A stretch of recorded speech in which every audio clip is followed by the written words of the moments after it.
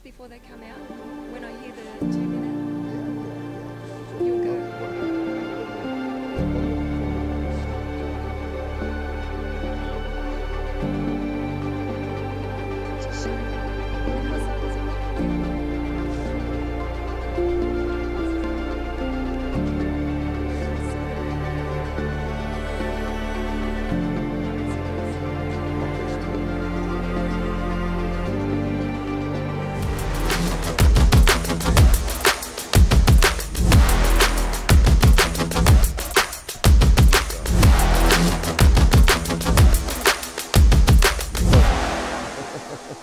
I feel really short now.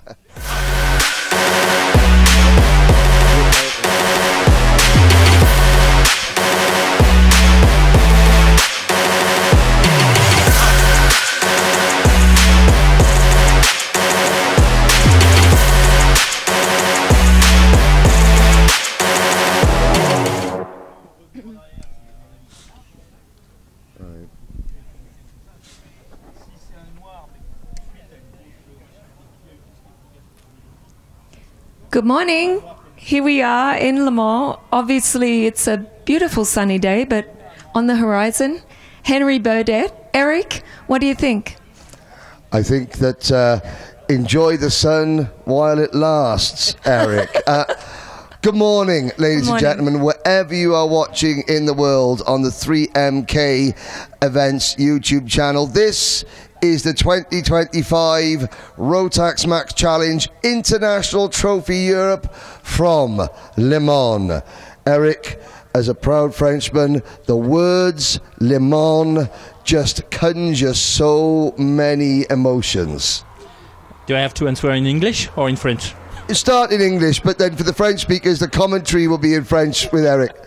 Yeah, for sure, Le Mans, it's always a history and magical. When you look at the young driver, when you say Le Mans, it's like stars shining in their eyes. So, yes, it's a good event, a big event for sure. And we have just to remind that there is golden ticket for the grand final.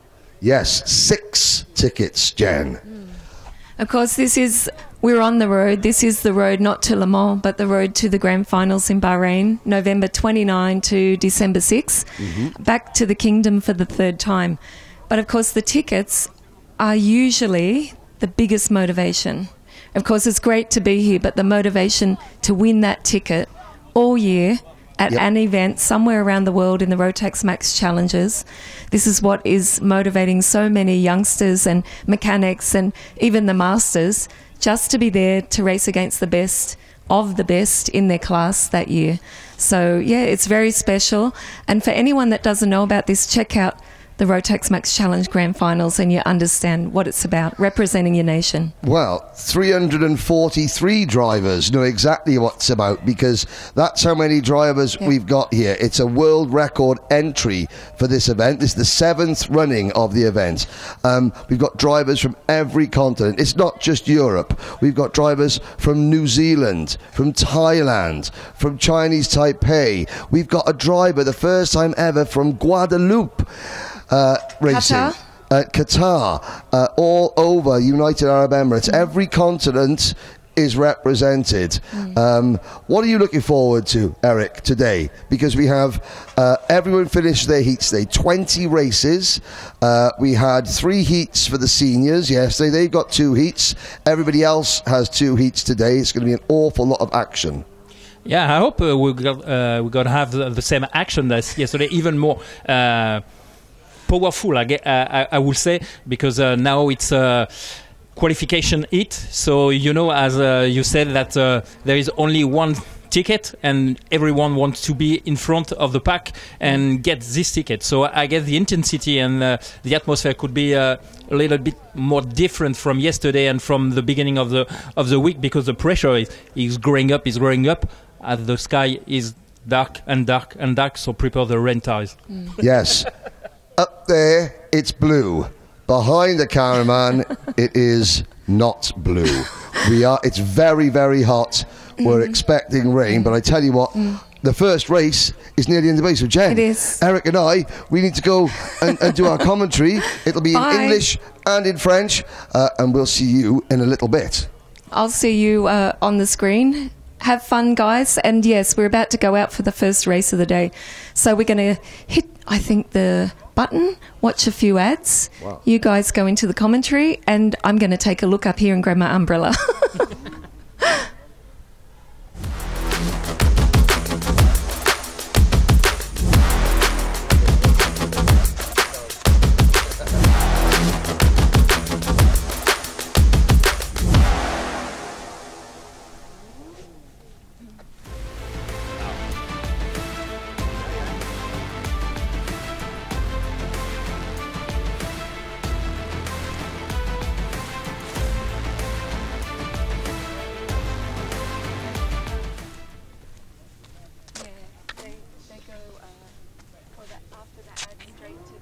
It's like a tornado. It's weekend.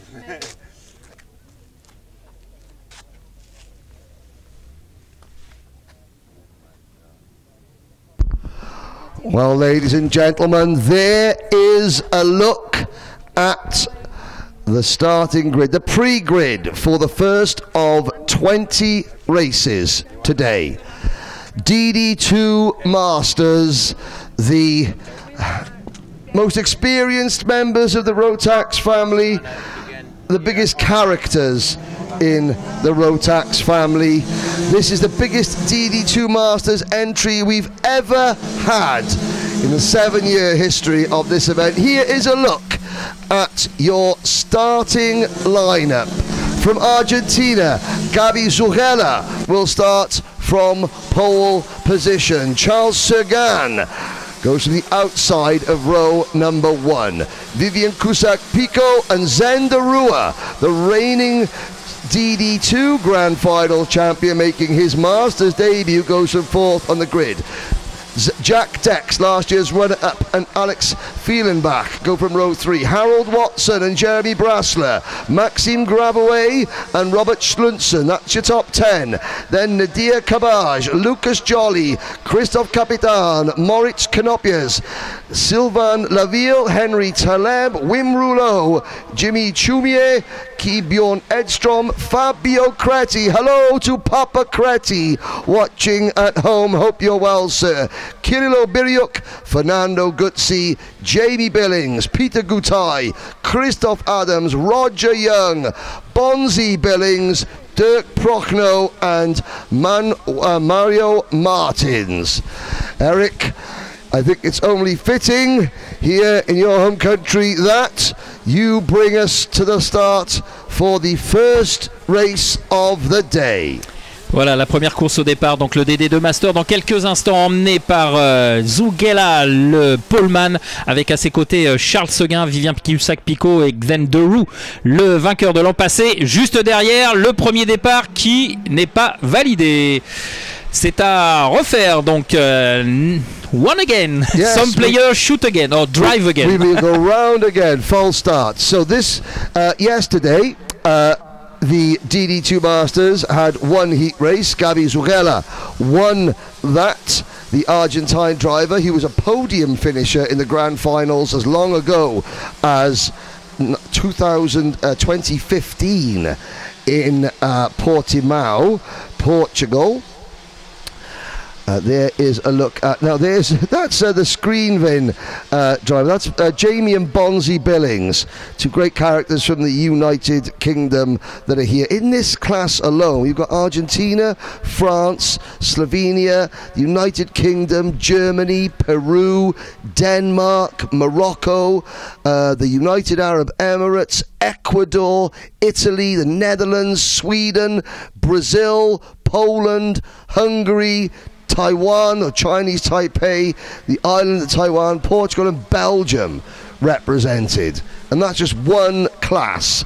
You have to be 31 years and older to race in the DD2 Masters, and they're the 2-speed Rotax karts. There's Zendaru, recently a father, and his son Cruz is here watching. Well, he's not watching, he's sleeping in a cot in the garage.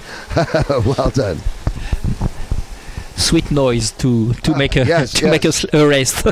Allez, le départ cette fois, on espère qu'il va être validé. Ça semble être bon. Oui, c'est fait. Avec le départ de Zugela qui reste aux commandes à l'intérieur du premier virage et ça se bouscule alors qu'on a un pilote qui tente de faire l'extérieur, mais ça va être très disputé le virage numéro 3. Tout le monde passe sans encombre.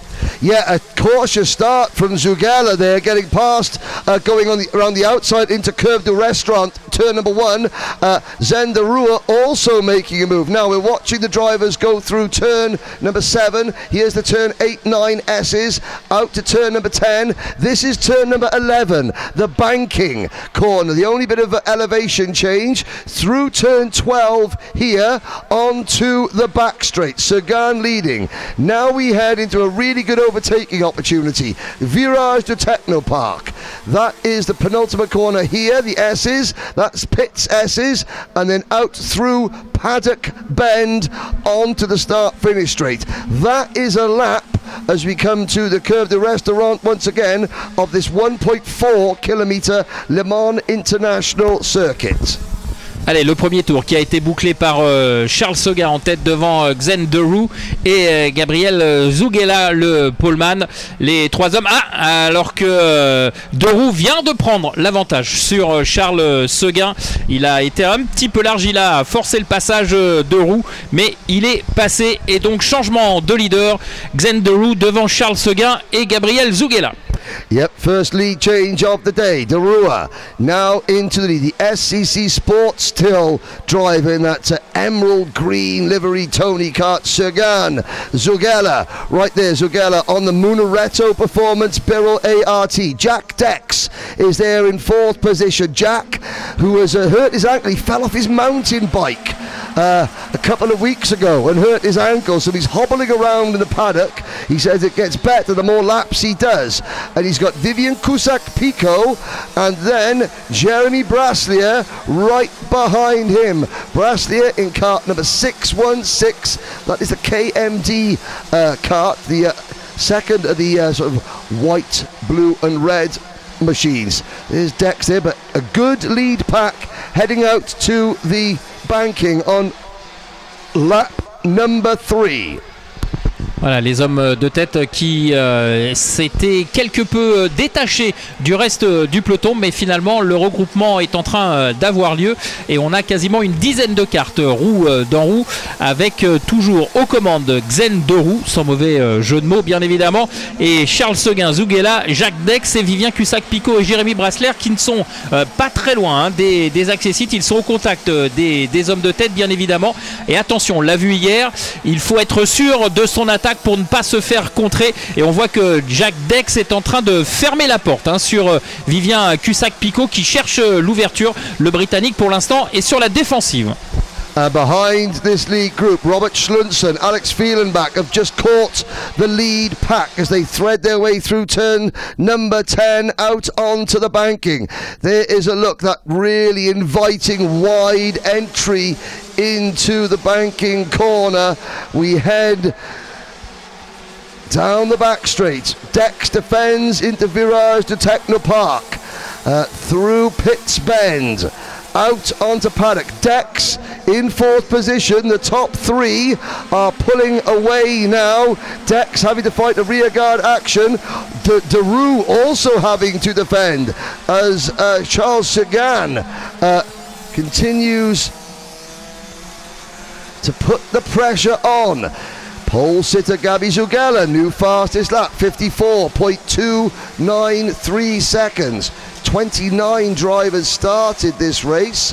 29 drivers still run. The showman, Harold Watson, running for Sam Pollitt Racing, has had an issue. He's dropped to the back, and I think we've just had our first retirement. Looking at out of the commentary box window, trying to see who that is. Oh, that could be Wim Rouleau. Wim Rouleau and Sylvain. It is Wim Rouleau out of the race. So unfortunately for the Sheepers Racing driver, game over. Allez, nouveau passage sur la ligne de chronométrage et Xen Derou qui est sous pression par Charles Seguin. On l'a vu se déporter pour conserver le leadership et protéger sa trajectoire. Pendant ce temps-là, Gabi Zugela reste en observation en 3e position, alors que derrière, Jack Dex, à force de contrer les attaques de Vivien Cussac-Picot, a perdu le contact avec le trio de tête. Jack Dex maintenant qui doit cravacher pour tenter de revenir sur le trio qui est devant lui, toujours sous la pression de Vivien Cussac-Picot et Jérémy Brassler, et derrière son compatriote, trois Français dans le top 6. C'est plutôt bien engagé pour nos tricolores. Il faudrait par contre arriver à, entre guillemets, faire sauter le verrou Jack Dex pour pouvoir peut-être aller un petit peu plus haut dans la hiérarchie en ce qui concerne Cussac-Picot et Brassler. 3.5 minutes to go. Zugela closes in as they come out of Curve du Restaurant. There's turn 2. Down towards turn number 3. That 90-degree right-hander. This is Curve du Champ. Just the left-hand side of the track there. There were 2 trees. That's 2 trees corner. Well, they cut one of them half down. But I don't know what the 1.5 trees translate to in French. So it's still Curve du Champ. Derua, who is now old enough to race in Masters. He's enjoying being a stay-at-home dad. His wife Sarah is going out and earning the money, and Derua is staying at home with baby Cruz, doing an awful lot of the day care, and he's loving life. But he's gets to go and play in his go-kart every once in a while, and he leads as he comes through turn 2. We've now got 2.5 minutes to go, and Zugela being dropped once again, but Charles Seguin is keeping a watching brief. He's not challenging too much, seeing where Derua is stronger than him at the moment, I think, Eric. Allez, c'est passé pour Vivien Cussac-Picot à l'entrée du banking. Ça faisait un petit moment qu'il klaxonnait derrière Jack Dex, et c'est passé. Attention peut-être à la contre-attaque du Britannique au bout de la ligne droite, qui profite d'une meilleure accélération. Et pour Vivien Cussac-Picot, tout est à recommencer en 5e position. Devant, nouveau passage pour Xen Derou sur la ligne de chronométrage, et Charles Seguin toujours à l'attaque derrière lui, qui met la pression, qui vient de signer le meilleur tour en course. Charles Seguin qui pour l'instant ne trouve pas l'ouverture, et à force de protéger la trajectoire, Xen Derou permet à Gabi Zugela de revenir au contact des deux hommes. And a big hello and welcome to everybody watching this or commenting in on the live chat on the 3MK Events YouTube channel. Please let us know where you're watching from, who you're supporting. I can see that already Harry Hannam, who will be going out later in the DD2 class. The Lion, Harry Hannam, getting a lot of support. Lyle Hannam, the president of the official go-karters for Millwall fan club, is watching this as we start what will probably be our penultimate lap here. The skies are getting darker and darker. And here are your top 3 into turn 3. Derua, Zugela now with another new fastest lap. Seguin stuck in the middle. Cussac-Picot, Schlunzen, Lucas Jolly have all passed Jack Dex for 4th, 5th and 6th position. Jack Dex 7th, Fielenbach, Brassler and Knyoppers, your top 10. Jacques Dex qui a coupé un petit peu son élan dans la ligne droite de retour vers le virage du Technopark, et qui se retrouve un petit peu bousculé par le paquet qui est avec lui, et de fait à la poursuite du trio tête, toujours composé de Derou, Seguin et Zugela, on retrouve Vivien Cussac-Picot en 4e position, Schönsen maintenant qui est 5e, Lucas Joly est 6e, et Fellenbach est désormais 7e. Jacques Dex qui rétrograde encore de 2 positions puisqu'il est pointé 9e désormais. Well, for the people watching in Amsterdam on the live chat from the Netherlands, unfortunately the only Dutch driver, Wim Rouleau, in this class is out of the race. As we look at a little bit further back down the order, there is Dex in the MS Kart chasing at the moment Jeremy Braslier. Jeremy Brasler up into P8, Dex down to 9th, but it's De Rua coming out of Virage de Technopark. Sergan will get a run, but it won't be enough. Zen De Rua takes the first win of the day. The Slovenian driver takes victory from Charles Sergan, Gabi Zugela, Vivian Cusack-Pico and Robert Schlunzen. Lucas Joly in 6th, Alex Fielenbach 7th, Jack Dex passes Jeremy Brasler for 8th position. Morocco's Nadia Kabaj rounds out your top 10 ahead of Moritz Knyopes, Christopher Capitan. Henry Taleb from Ecuador is 13th, Jimmy Chumier, then Keybjorn Edstrom. Jamie Billings just beats Fernando Guzzi, Sylvain Laville, Kirilo Biriuk for driving for Team 46 in kart number 644. Yes, he is. He's getting support on the online chat.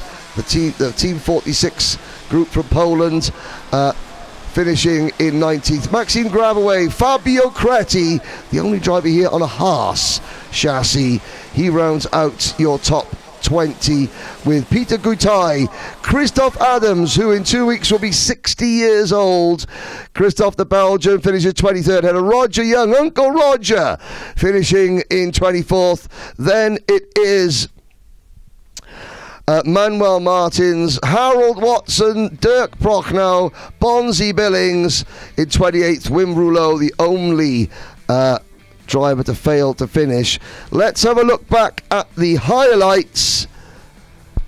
And Zugela was a little bit cautious off the start, and there's a good move from Zen De Rua coming through the infield section to take the lead. He did have to defend though. Sergan tried a few times, but of course tyre wear is going to be an issue, and I think Sergan probably didn't attack as much as he could have. Hello to people watching in Madrid. Oh, Sebastian Castledary, he'll be going out shortly. People watching in France, and people predicting a winner from the United Arab Emirates this weekend. That's a good possibility, but let's go down to Jen Wade to see where Jen is in the pit area. And what have you got for us, Jen? Hello. Yeah, a little bit of not chaos here, but urgency, because we want to get out before there might be any rain and get this race done, because obviously everyone's on slicks. Oh, hi. Hi. One of our Italian drivers. How are you? Fine, thank you. I didn't see you standing there. I was just looking and trying to stay out of the way because you've got to get in your go-kart. We're going to say good luck. Yeah, Henry, we're just about to go out. I'm going to move a little bit closer to the front of the grid so we can have a look here. And Sam Nopches obviously on pole position. Hugo Dupont, so one of our French drivers, for all the French people watching, bonjour, good morning. And Antoine, is that you? Barbaro, yes, on the second row. Give us a wave, Sam. All your fans at home in the Netherlands. Now, Jen, I was just going to ask you a question, Jen. Yes? Eric has the weather app here. Apparently, it will rain in 8 minutes. This race is 9 minutes long. Okay, so it's going to get interesting. I've got my umbrella.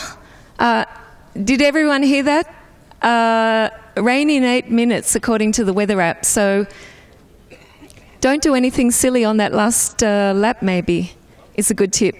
Okay, I'm going to move off the grid. Everyone ready for that last lap? I guess they are. But by then, I think the tyres will be nice and warm, the Mojos, so hopefully no problems, Henry, on that last lap.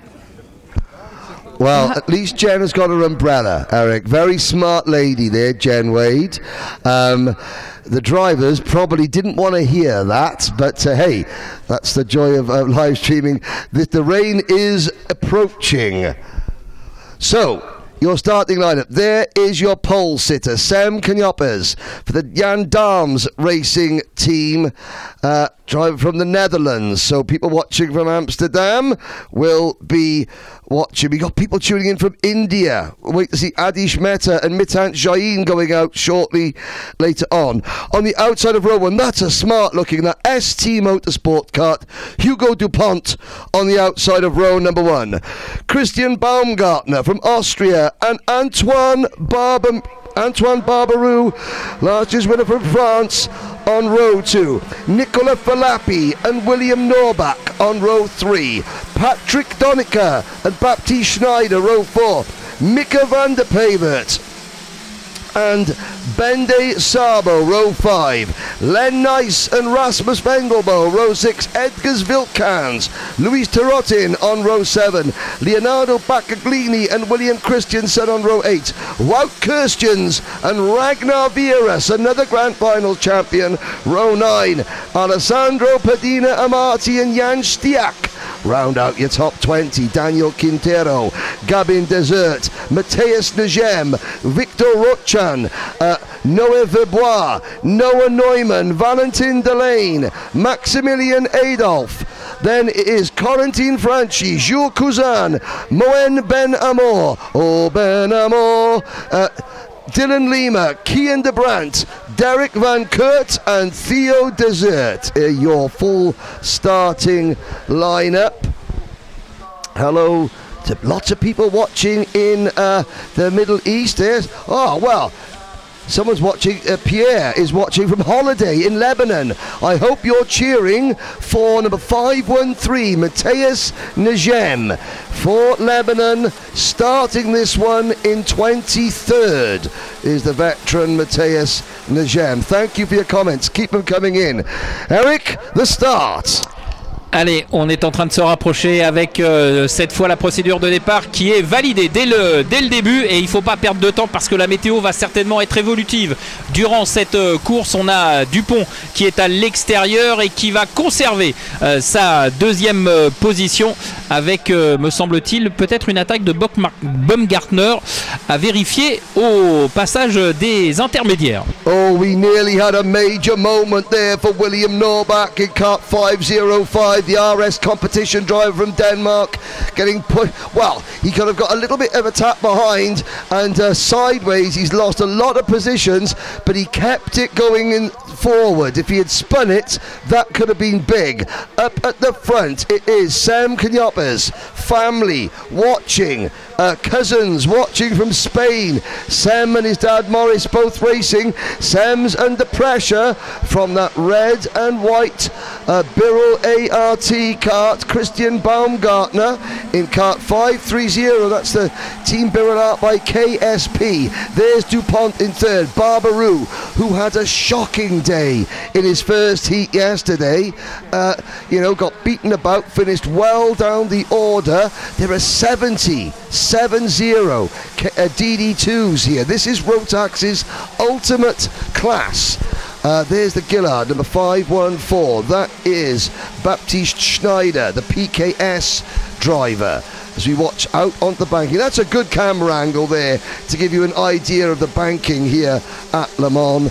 As we now go on to the back straight into Virage de Technopark. You can see the 1.5 trees in the centre of the track. But Eric, it is the Netherlands leading, but 2, 4, 6 in a line, and then the rest of the pack chasing hard.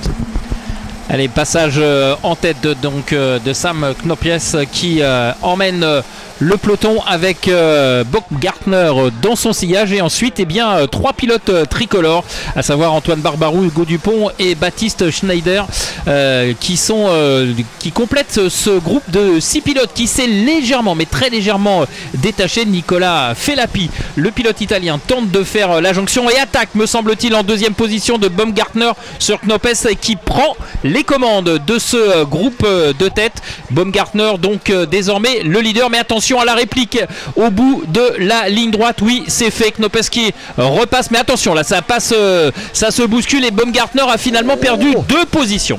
Oh, and Baumgartner led briefly. Knoppers back to the inside at Virage to Technopark. That cost Baumgartner quite a few positions. Here's the second group. Oh, and here comes the outside front row starter, Hugo Dupont, bouncing over the curb to retake second place from Antoine Barbarou. And Barbarou fights back at turn number 3. Is this going to open the door for Baumgartner? Nicola Felappi is the second driver on the red and white Birrell. I think Felappi's just lost out big time there, getting squeezed wide. That's going to give Sam Knoppers a chance to pull away. Knoppers translated from Dutch into English is buttons, you know. But we've got a Jensen button, but we haven't got a Jensen buttons. We've now got a Sam Buttons, who is pressing the P1 button. Oh, and there's a move from Baumgartner, forcing Dupont onto the grass, and Baumgartner heads round the outside. Or is that? Yeah, that is Baumgartner. Dupont now defending from Baptiste Schneider. Then you have the Sheepers Racing Kart, Len Nice, number 536 for the Sheepers Racing Service. Closing in now, he's defending from the Sodi Kart.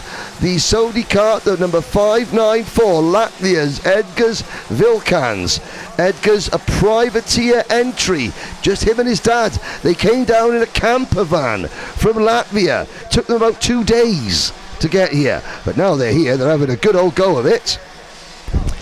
Allez, on a toujours Sam Knoppes qui est aux commandes de cette manche de qualification avec Antoine Barbarou. Les 2 pilotes qui sont légèrement détachés. Ils ont bien fait de se détacher parce que derrière, eh bien, Baumgartner a un petit peu dynamité le peloton avec des manœuvres de dépassement un petit peu agressives. Et on retrouve Baptiste Schneider désormais en 4e position, qui a pris le meilleur sur Hugo Dupont. Hugo Dupont qui a été un petit peu poussé à l'extérieur par Baumgartner au moment où il lui disputait la 3e position.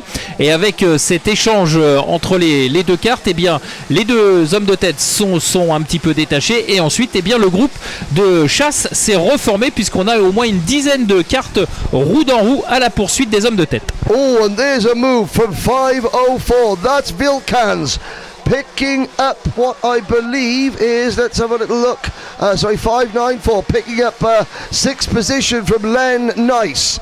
Now, unfortunately, Noah Newman and Dylan Lima have retired towards the back of the field, but Sam Knoppers, half a second in front.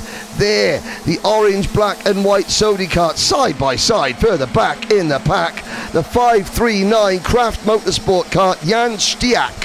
On the outside there a couple of years ago in seniors here. Stiak was very, very impressive indeed. But Knoppers has a gap. The chasing group have finally, with about 3 minutes plus a lap to go, got themselves into single file.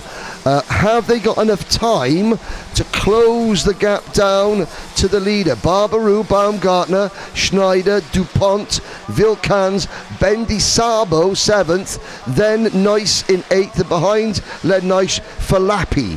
That's the chasing group. Allez, on a toujours maintenant largement détaché Knoppes, le pilote néerlandais, qui est aux commandes de cette manche de qualification. Et attention pour Antoine Barbarou, parce que Baumgartner est en train de revenir sur les talons du français. Et derrière, on a également Baptiste Schneider qui évidemment va être en position de choix pour observer ce duel. Et c'est à lui que ça pourrait bien profiter. Un petit peu plus loin derrière, on retrouve Vilkans et Hugo Dupont dans un deuxième groupe de poursuivants, un groupe composé de 5 cartes avec Zabo, Nils et Felappi. There is Matthias Negem. Now, I know that Pierre's watching from holiday in Lebanon, and Matthias Negem now up to P16. So, good driving from Matthias Negem. There's a look from our remote cam at the end of the back straight going into Virage to Technopark. So many good overtaking opportunities there as the gap at the front has grown. New fastest lap for the race leader, Sam Knyoppers, 53.480 seconds. His lead over Antoine Barbaroux stands at 1.1 seconds. Barbaroux has got his hands full with Baumgartner and Schneider. The Birrell and the Gillard behind the RM concept kart of Antoine Barbaroux. Through turns 10, out toward the banking. Will Baumgartner make his move? Towards the back of the field, Derek Van Kurt, Theo Desert and Valentin Delane outside the top 30. Moem Ben Amour, the only driver here from Tunisia, is in P30 at the moment. Jules Cousin, 29. No Verbois, 28. Kian de Brandt, 27. Victor Watchan, 26. Corentin Franchi, 25. Daniel Quintero is 24th. Pierre Padina Amati, 23rd. Hugo Dupont has dropped out. Now, what happened to Dupont? I did not see it myself, but he's dropped back to 21st place. And Ragnar Vieras, the Estonian driver, is only 19th at the moment. C'est maintenant les deux derniers tours de cette... move, sorry. There we go. There's Baumgartner passing Barbaroux for second. Ouais, Antoine Barbaroux qui s'est fait déposséder de la deuxième position par Baumgartner. On le voyait, on le sentait venir depuis un petit moment. Baumgartner qui mettait énormément de pression sur le Français. Et le Français maintenant qui se retrouve sous la pression de Edgar Wilkens, alors que Baptiste Schneider lui aussi a perdu des positions dans ce dépassement initié par Baumgartner. Attention, c'est le dernier tour et tout est à refaire, et surtout ne pas perdre le bénéfice d'une très belle course pour l'instant pour Barbaroux. Même s'il se classe troisième, il conserve toutes ses chances de poursuivre l'aventure en haut du classement, bien évidemment. Donc attention de ne pas tout perdre dans ce dernier tour, parce qu'on voit que derrière lui, Wilkens est très pressant sur le Français. Yep, Wilkens there onto the banking, trying to find a way past Antoine Barbaroux. Wilkens gets a good run onto the back straight. This is the final lap. The rain hasn't arrived yet. Barbaroux defends into Virage to Technopark. Watch for the crossover. There is your winner, Sam Knyoppers. Christian Baumgartner second, and Wilkens does get it on the line. Edgars Wilkens gets third place on the line. Oh, and somebody pulling off right at the end. I would say that is a driver watching his engine temperature rise and getting to the end and then pulling off. I can't see who that is. It's a Tony Kart. I will get a number for you, but there is your winner, Sam Knyoppers, for the Jan Darms Racing team. Christian Baumgartner, Edgars Wilkens, Antoine Barbaroux, Baptiste Schneider, Len Nice, your top six. Then it is Nicola Filappi, Ben Di Sabo, behind Sabo, Patrick Donica, and Rasmus Vendelbo. And, well, that's your top 10. We'll look down the order.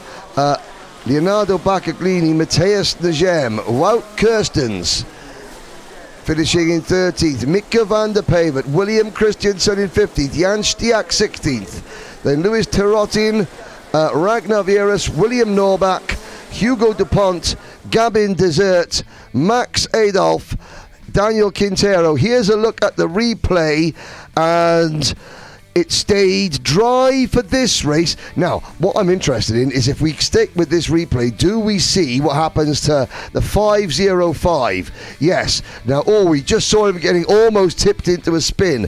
Baumgartner was impressive.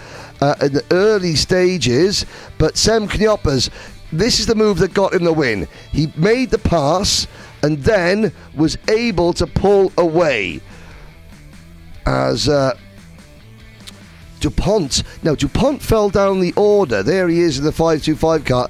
At this moment, he's second. There's Barbaroo. Now, DuPont gets pushed a little bit wide. Baumgartner trying to come through there as well.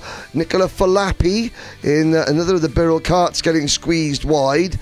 But as this battling was going on, Knoppers was just able to push and push away. There is DuPont starting to go backwards. But the rain, Eric, has arrived. Big, ugly drops of rain. Now, the rain's not supposed to last for too long at the moment, but it is supposed to be heavy while it's here.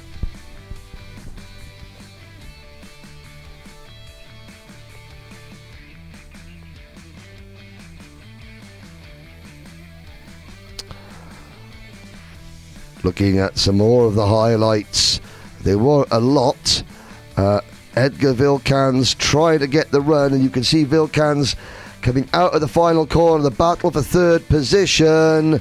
Vilkans runs Barbaroo a little bit wide, but that's the final corner. All fair in love and war.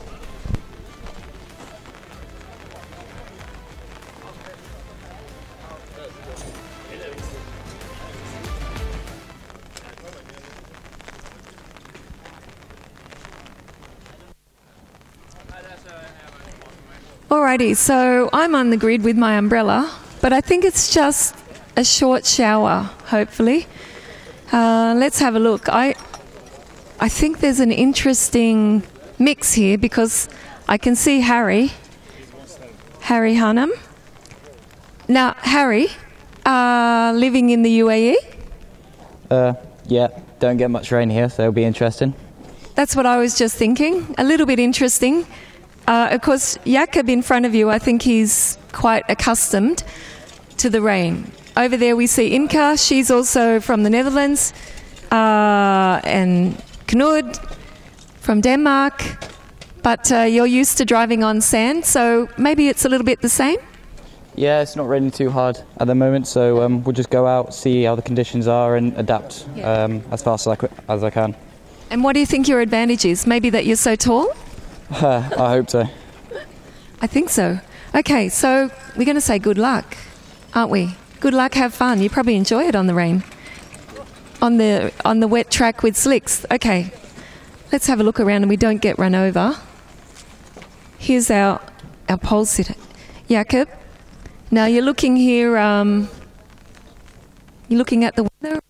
Yeah, we were looking on the weather, but I think it's going to be raining a little bit more in a few minutes, so we will see. So tell us, how are you on slicks in the wet? We will see. I hope we'll be all okay and just try to be in top 3 in the heats and just to start in front for the final. That's our goal. Of course, you picked the pole sitter when we spoke to you yesterday. You said it's probably going to be Sem because you were fast in your group. But what do you think about the grid here in Le Mans? I think it's a really nice grid. Also, the guys which is in front and the Euro Trophy is here, so still the same drivers. Well, of course, we know you from the Grand Finals. You're one of the stars that's been up there on the podium. You know about tough competition. But what's it like to be here racing where legends are born in Le Mans? It's always about to stay in front for a heats, for a pre-final, and then just go to final from top 3, top 5, and then you can still win, I think. So stay out of trouble, that's your tip? Stay out of trouble at the front? Okay, so let's have a look. Over here we got Knud, he's looking, he's not worried. Because in Denmark you get rain, don't you? You're not worried about the rain?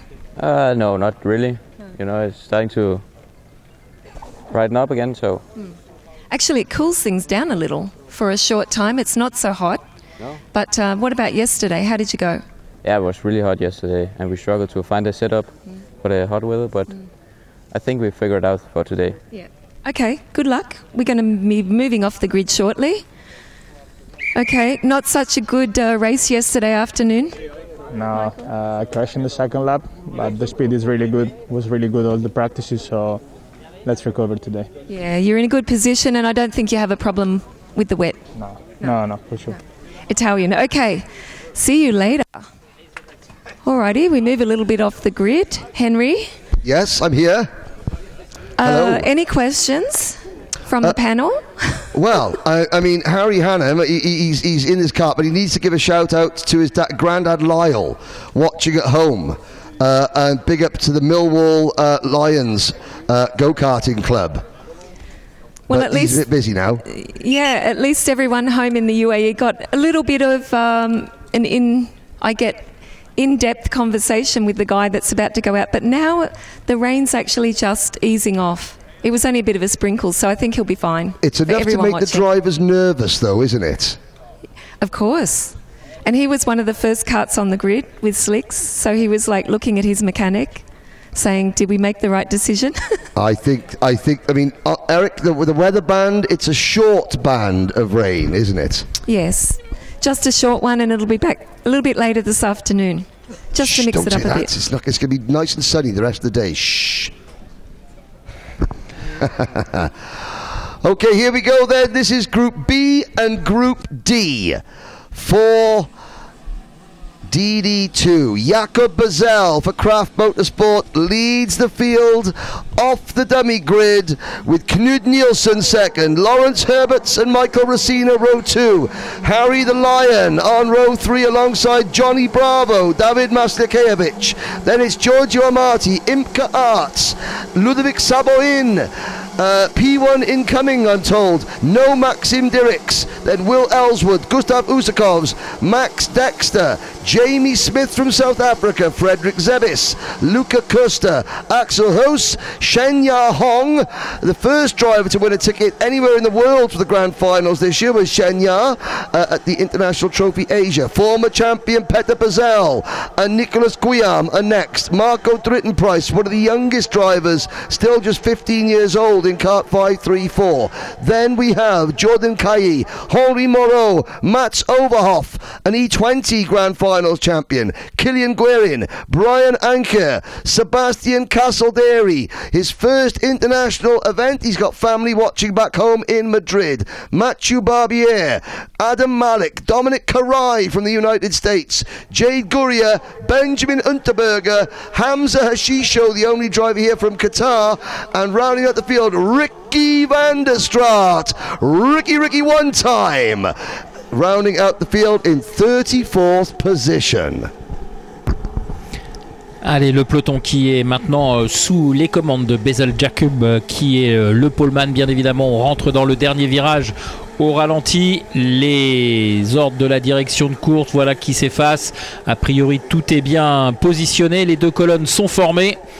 Et dans quelques instants, eh bien, Jacob va donner le rythme et le départ avec Nielsen à ses côtés. Oh, si, c'est parti.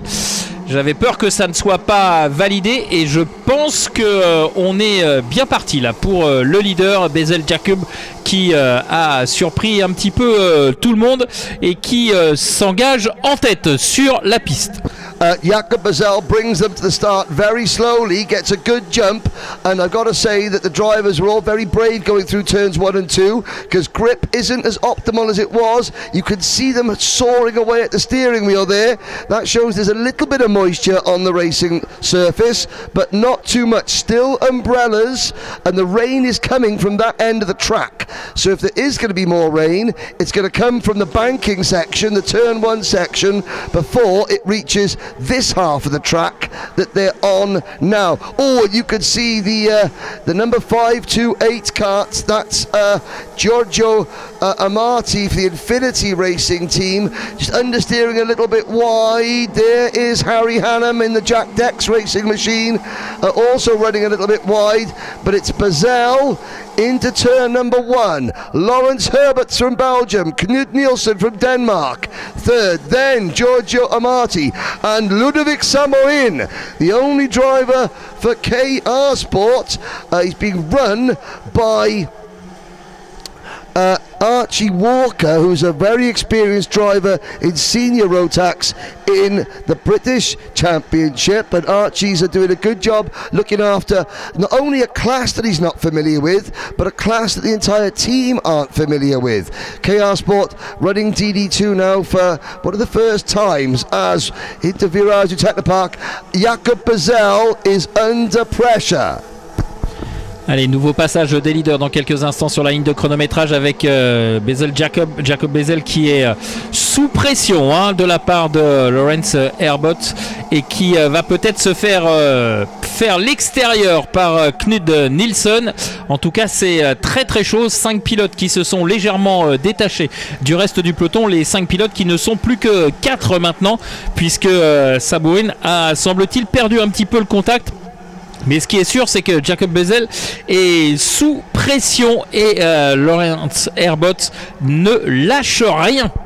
Lawrence Herbots, I think it's younger brother Leon Herbots is in one of the other classes this week. So a number of families, Bezel of course, his older brother Petter in this, and Jakob Bezel doesn't look very quick at the moment in terms of he's holding the leaders up, he's having to defend. We've still got 6 minutes to go, but of course he has to be a little bit more cautious. With rain on the horizon, he's the first driver that will hit the wet patches, if there are any, on the circuit. Oh, and there's Racina, number 516, running wide for the MKC Motorsport team, and Saborin is up into the top 5 now. Gustav Usakov's a new leader finally. Lawrence Herbots from Belgium makes the move.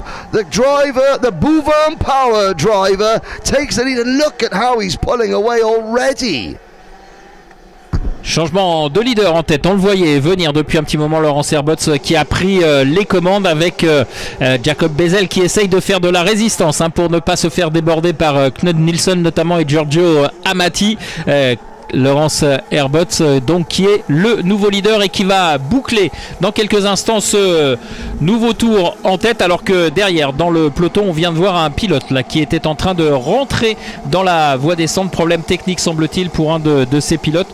On verra un petit peu plus tard de qui il s'agit, mais pour l'heure bagarre à tous les étages et bagarre dans le cœur du peloton, alors que devant eh bien c'est toujours Herbots qui mène la danse. Good move. David Mastiakevich for the 46 team. The Polish crowd go crazy. Passing the Lion, Harry Hannum.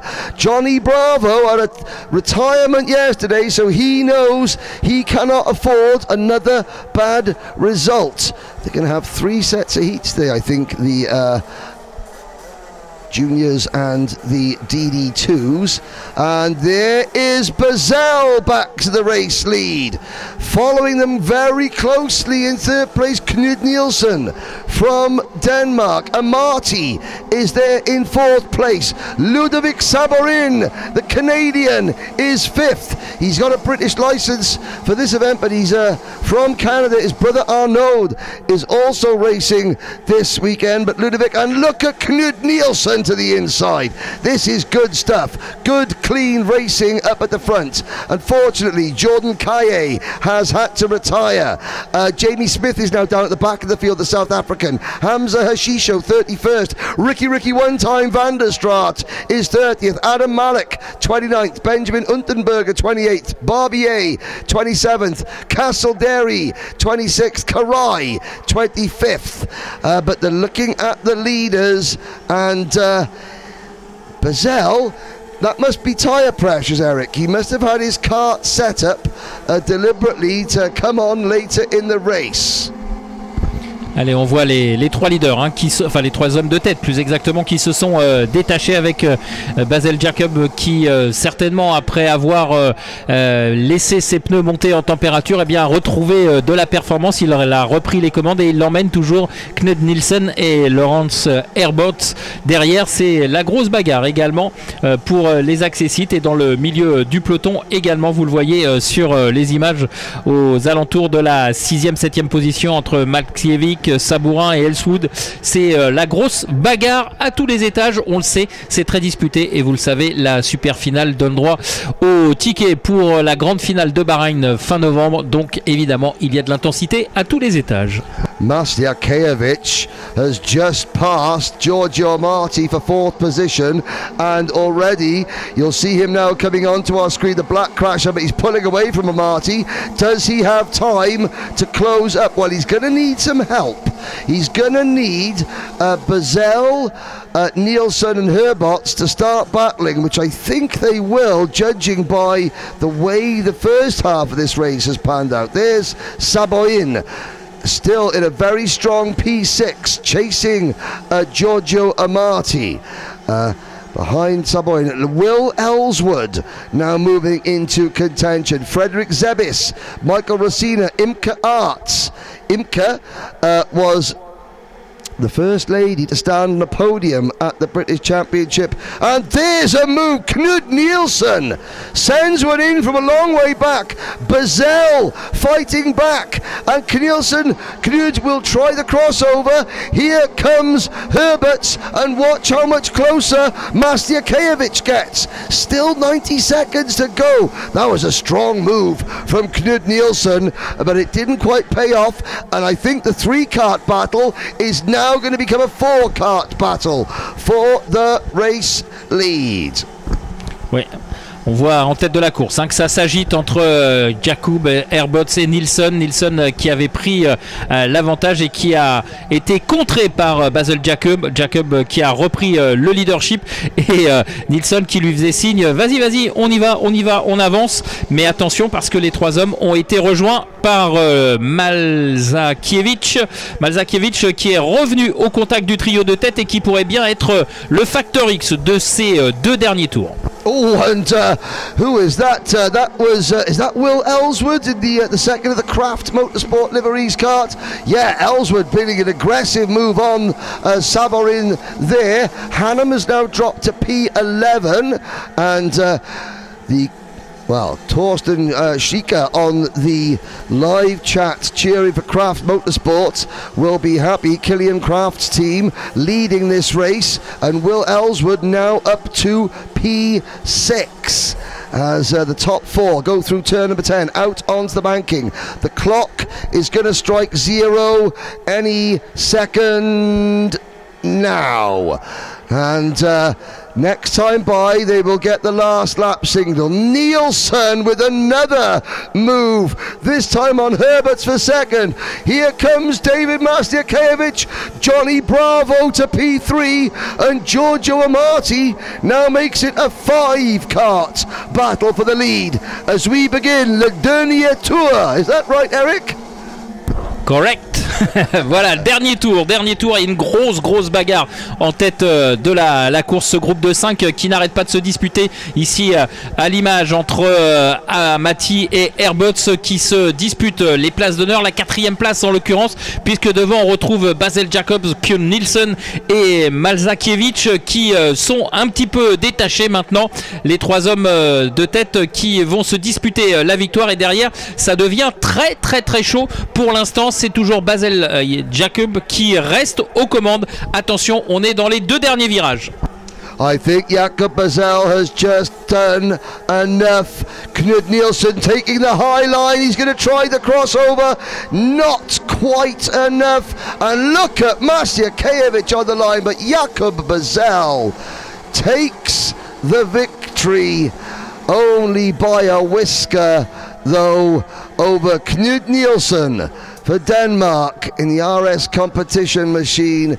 Mastiakiewicz P3, Giorgio Amati for the Infinity team out of Italy, a great result, P4. Lawrence Herberts from Belgium, P5. Will Ellswood, P6, 7th for Ludovic Saboin. Michael Racina, 8th. Imke Arts is P9. Harry the Lion Hannum, P10. Frederick Zebis, P11. Axel Goose is 12th. Petter Bazell up 6 positions to 13th. 14th was Nicolas Guillaume, who's got the flag of Belize next to him, but he's actually from Belgium. Same first 3 letters. slightly different climates, but hey, we'll worry about that later. Gustav Usakovs is 15th. Shen Ya-hong is 16th for Chinese Taipei and the island of Taiwan, who have brought their largest ever group of drivers to the international trophy. In fact, they are the biggest Asian country in terms of number of drivers here. So well done to Uncle Roger Young and the rest of the team from Chinese Taipei. A slow start, Bazell backed them up and then was able to get a good jump. You could see Knud Nielsen running a little bit wide there, but considering that it had just been raining, the drivers, you know, using a lot of confidence. Bazell struggling in the early stages. This is in the early running of the race, and again Bazell backing the field up, or he not backing up deliberately, coming under pressure. Herbert's having a couple of looks, having a concern. That was when Racina just sort of ran out of room, getting freight trains there, and Bazell at one point did lose the lead to Herbert's. Nielsen giving Herberts a little bit of a hurry up. We thought this battling might allow Herberts to get away, but Bazell clawed back the advantage. Masliakevich started, where did Johnny Bravo start? He started 6th, fell back a little bit at the beginning of the race, but then charged his way back up the order. There he is going past, doing the crossover on Amati. Thank you very much. And it was here that the leaders started to battle. Knud Nielsen with a great move initially, then fell back a little bit. That's Frederick Zebis with the green and gold crash helmet on the outside, almost going onto the grass. Amati and Herberts, well, that's a territorial dispute between Italy and Belgium there, but as they run to the line, it was Bazell by 600ths of a second. Now, obviously Jen Wade is down in the pits. If on the live chat, if there's a driver that you really want Jen to speak to, as long as they're at the front half of the starting grid, we'll try and get Jen to speak to them. Alrighty, Henry, I've just been counting the numbers here. So the KR Sport drivers, yes, are actually 1, 2, 3, and then a little bit further down, 5. So I think there's 1, 2, 3, 4, 5 in the first few rows. I wonder if there are any team orders. Don't crash into each other. Strategy. I think probably. I think so. But of course, our young lady, Eva Morris, for anyone who doesn't know, I think Eva from around Dunkeswell in the UK, is that right? Dunkeswell a little bit earlier this year for the British Championship. What a day yesterday. Pole position. It was a good day. Okay, did you have a little bit of a celebration after that? A few ice creams? Definitely got some of the Nutella crepes. Okay, yeah, we've got crepes on track here for anyone that's not here. If you are here, make sure you pick some up, but... Well, none of them made their way up into the commentary box. None of the crepes made their way in my direction. I'm not happy about that, Jen. Okay, Henry's not happy. Maybe it's a good thing, Henry, because, you know, it's all about staying fit and healthy, but when you're on pole position, you can eat the Nutella crepes. Of course, over here we've got Kai. He's getting ready. Kai Clark. We give him a little bit of exposure. He's one of our little junior superstars. You're not in your kart. Is this a routine that you usually go through before the race? Yeah, usually. Is it about focus, concentration? Your mechanic's looking at me saying yes. Yeah. Leave him alone, he's focused. How cool is it to have Eva on the front row with you? Yeah, it's good. It's good.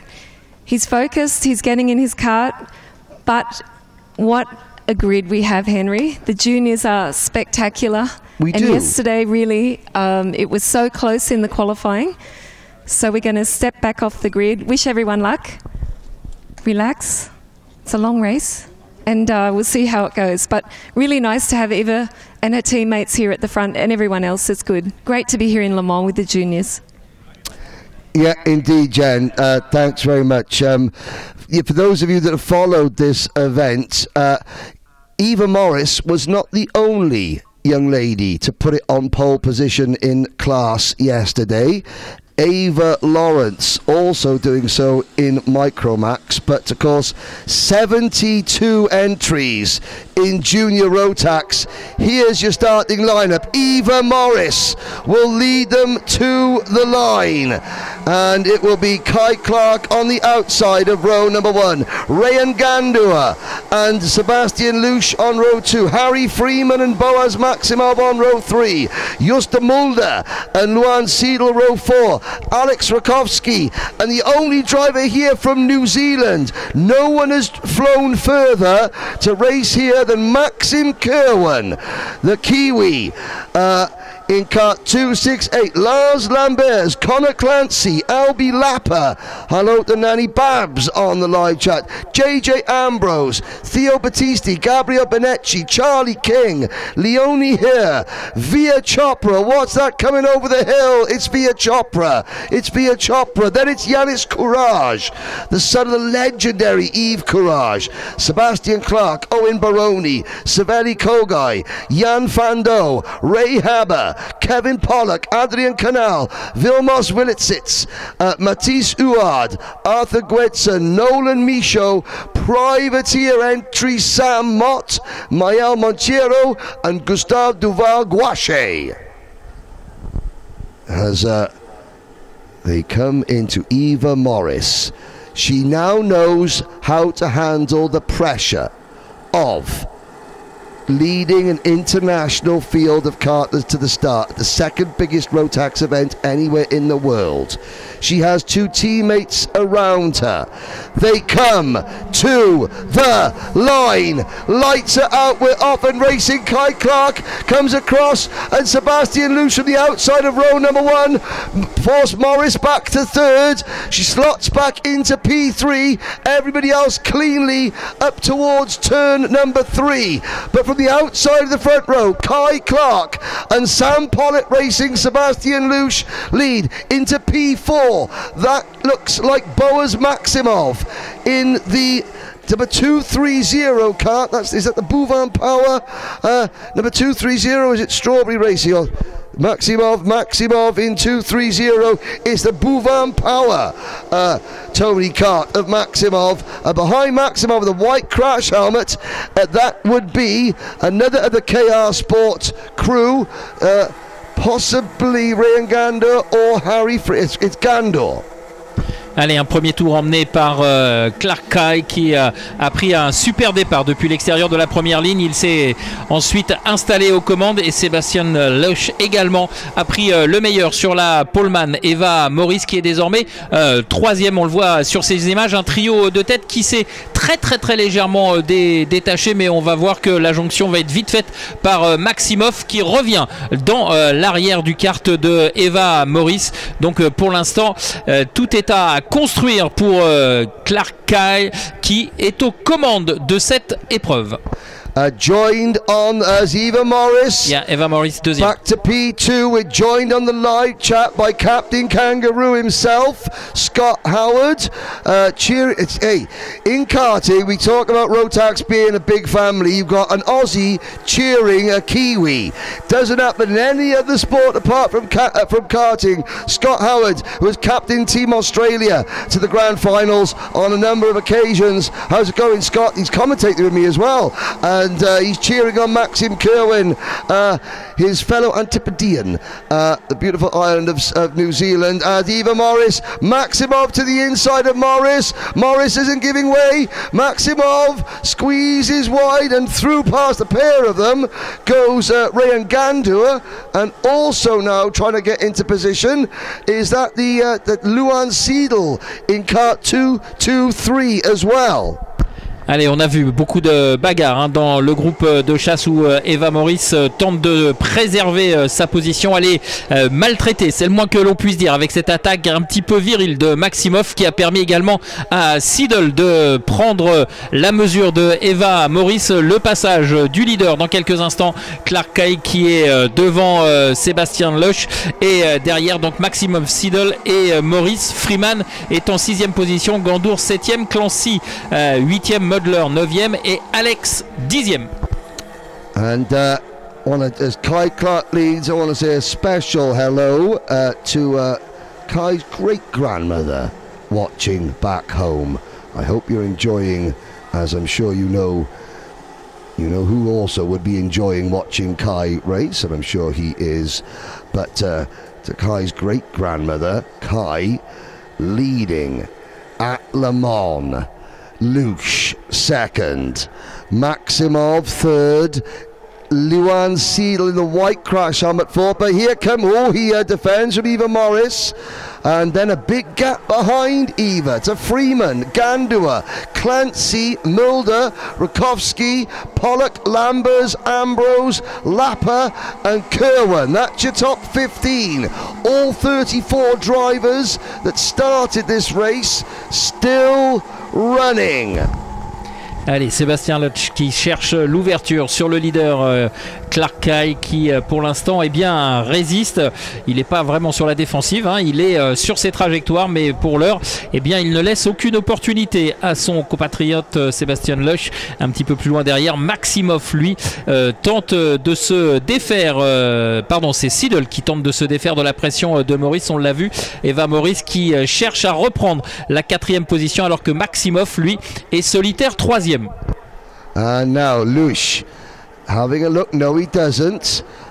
Boaz Maximov isn't far behind. The sun now breaks through the clouds once more as we begin lap number 6.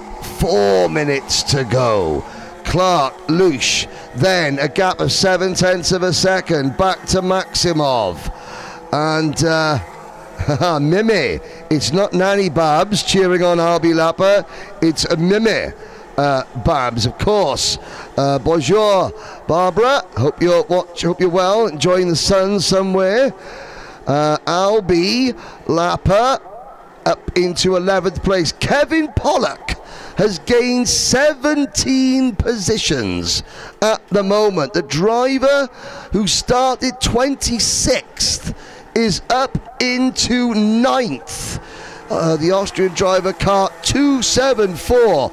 Well, the Birrell Art by KSB team have got that wagon wound right up, and Morris has passed Luan Seidel. Allez, nouveau passage en tête de Clark Kay, toujours menacé par Sébastien Loesch. Mais derrière, si Maximoff est toujours 3e solitaire, Eva Maurice a pris le meilleur sur Luan Seidel. Et de fait, elle est désormais 4e et a pour objectif maintenant dans son viseur Boaz Maximoff qui a été un petit peu viril tout à l'heure pour la dépasser. On va voir si Eva va être en mesure de lui rendre la monnaie de sa pièce. Toujours Clark Kay qui est aux commandes de cette épreuve. Il se retourne dans la ligne droite qui mène vers le virage du Technopark, mais pas d'attaque pour l'instant de Sébastien Loesch, un petit peu trop juste pour tenter un dépassement. Well, the Kai Clark celebrations may have to be put on ice temporarily on our timing screens. 267 under investigation for the start. Did Kai Clark anticipate the start a little bit too much? We will have to wait and see. Justa Mulder for Brand Racing. This will be one of the final appearances for Danny Brand's eponymous team before Danny moves into other areas of the sport. Namely helping out with the UAE Rotax Max Challenge. Those of you watching in the Middle East who will follow the UAE Rotax Challenge, the Rotax Invitational in September this year for the first time will be live streamed, and it's going to be a hugely popular season, the Invitational, and there will be lots and lots of live coverage of Rotax racing in the UAE this year. Don't worry, so get your entries into that soon. Somebody has just had an exhaust parts company and cruising around. I'm going to try and grab a look. It is, the KRK team. 271, Alex Rogovsky out of the race. But up at the front, the battle is now a 3-kart battle between Clark, Lush and Maximov. Allez, regroupement en haut de la hiérarchie avec une attaque de Lush sur Clark Kay, mais qui répond du tac au tac sur cette attaque et qui reprend. Et attention à Maximov qui est revenu au contact des deux hommes de tête et qui pourrait bien être le facteur X de cette fin de course. On est dans l'avant-dernier tour, encore 2 tours seulement. Et regardez, c'est chaud, bouillant entre Clark Kay et Sébastien Lush. Et derrière, on a Maximov qui n'attend que l'opportunité que vont lui laisser ces deux pilotes pour prendre une position. C'est fait. Maximov est deuxième et Eva Maurice est revenu également. Great crossover move from Boaz Maximov to take second, possibly first, depending on the start line investigation that is going on for Kai Clark. Eva Morris battling with Lush for third. Who's this coming through? Connor Clancy also now coming into the picture. So is Luan Seidel. They're going to be coming to the last lap board this time around, and it is going to be beginning the last lap. Clark from Maximov, then a gap back to Lush, Clancy, Freeman, Lapper. What's happened to Morris? She's down to 13th.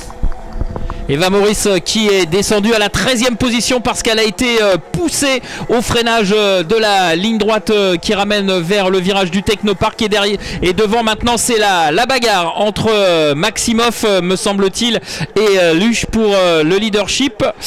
Clark Kay est un petit peu pris en sandwich maintenant avec Maximov qui a pris les commandes dans ce dernier tour. Attention à ces derniers virages, ça va être très très chaud là entre les 5 cartes qui sont au coude à coude.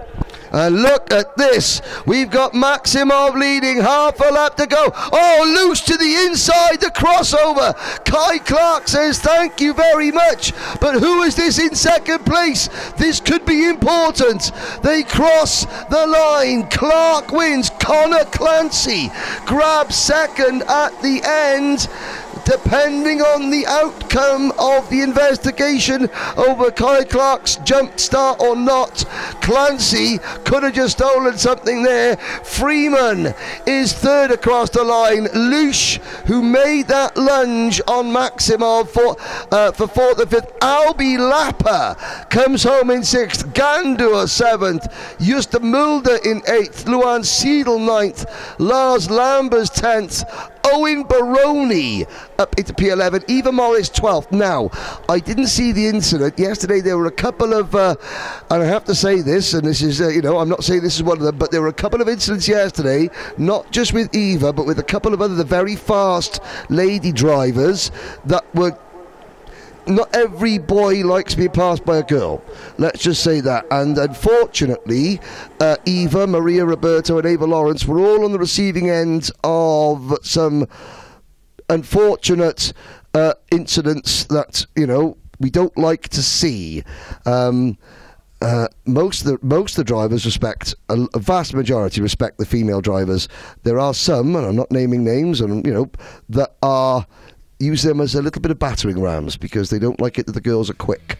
I've just seen Sarah Moore in the paddock, Formula Woman driver. Let's have a little look back at this start. Eva Morris. Now, the key thing is who gets the white line first. Oh. Well, I guess it's Kai. Well, on this facing view, yes, we can have some it gives trouble. you a clue what officials are looking at. Maxim Kerwin started well. He got squeezed wide. You saw him being forced wide in the black crash helmet. There's the two. There's Boaz Maximov. There's the Eva Morris holding on tight on the outside there. Maximov goes through. Morris fighting back, and the two teammates behind him. It was good three-wide action. Now, the 271 car, that's a yellow. That's Rogovsky. His exhaust would eventually fall off. Kai Clark picking up a couple of positions. It was a really good battle. As you can see the crossover there. Maximov going in on Lush for P2 at this point. As now there's a great move from Maximov for the race lead. Kai Clark crosses over, and this is where it was all building up towards the end. There's the 299 of Albi Lapper as they take the checkered flag. We missed the move that Maximov and Lush tried to put on Maximov, that forced them both a little bit wide. But running down the order, behind the top five, Lapper 6th, Gandor 7th, Mulder 8th. Then it was Seidel, Lambers, Baroni, Morris, Ambrose, Pollock, Chopra, Vilisits, Benetti, Uad, Canal, Kogai, your top 20, Rehaba, Maxim Kerwin, Gwedson, Battisti, King, Fando, Clark, Courage, Montiero, Her, Mott, and Duval Guache. That was your finishing order. And that was only half the juniors.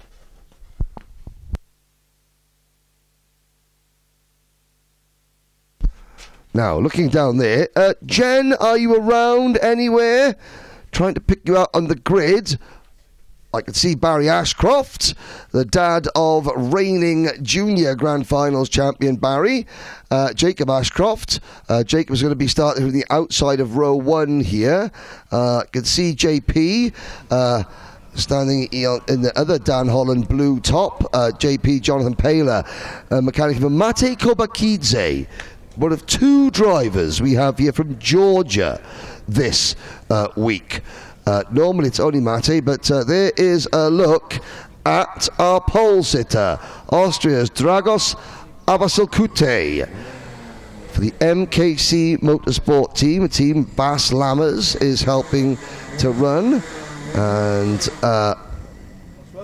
looking very strong. Hello Jen, how are you? Hello Henry. I'm okay, thank you.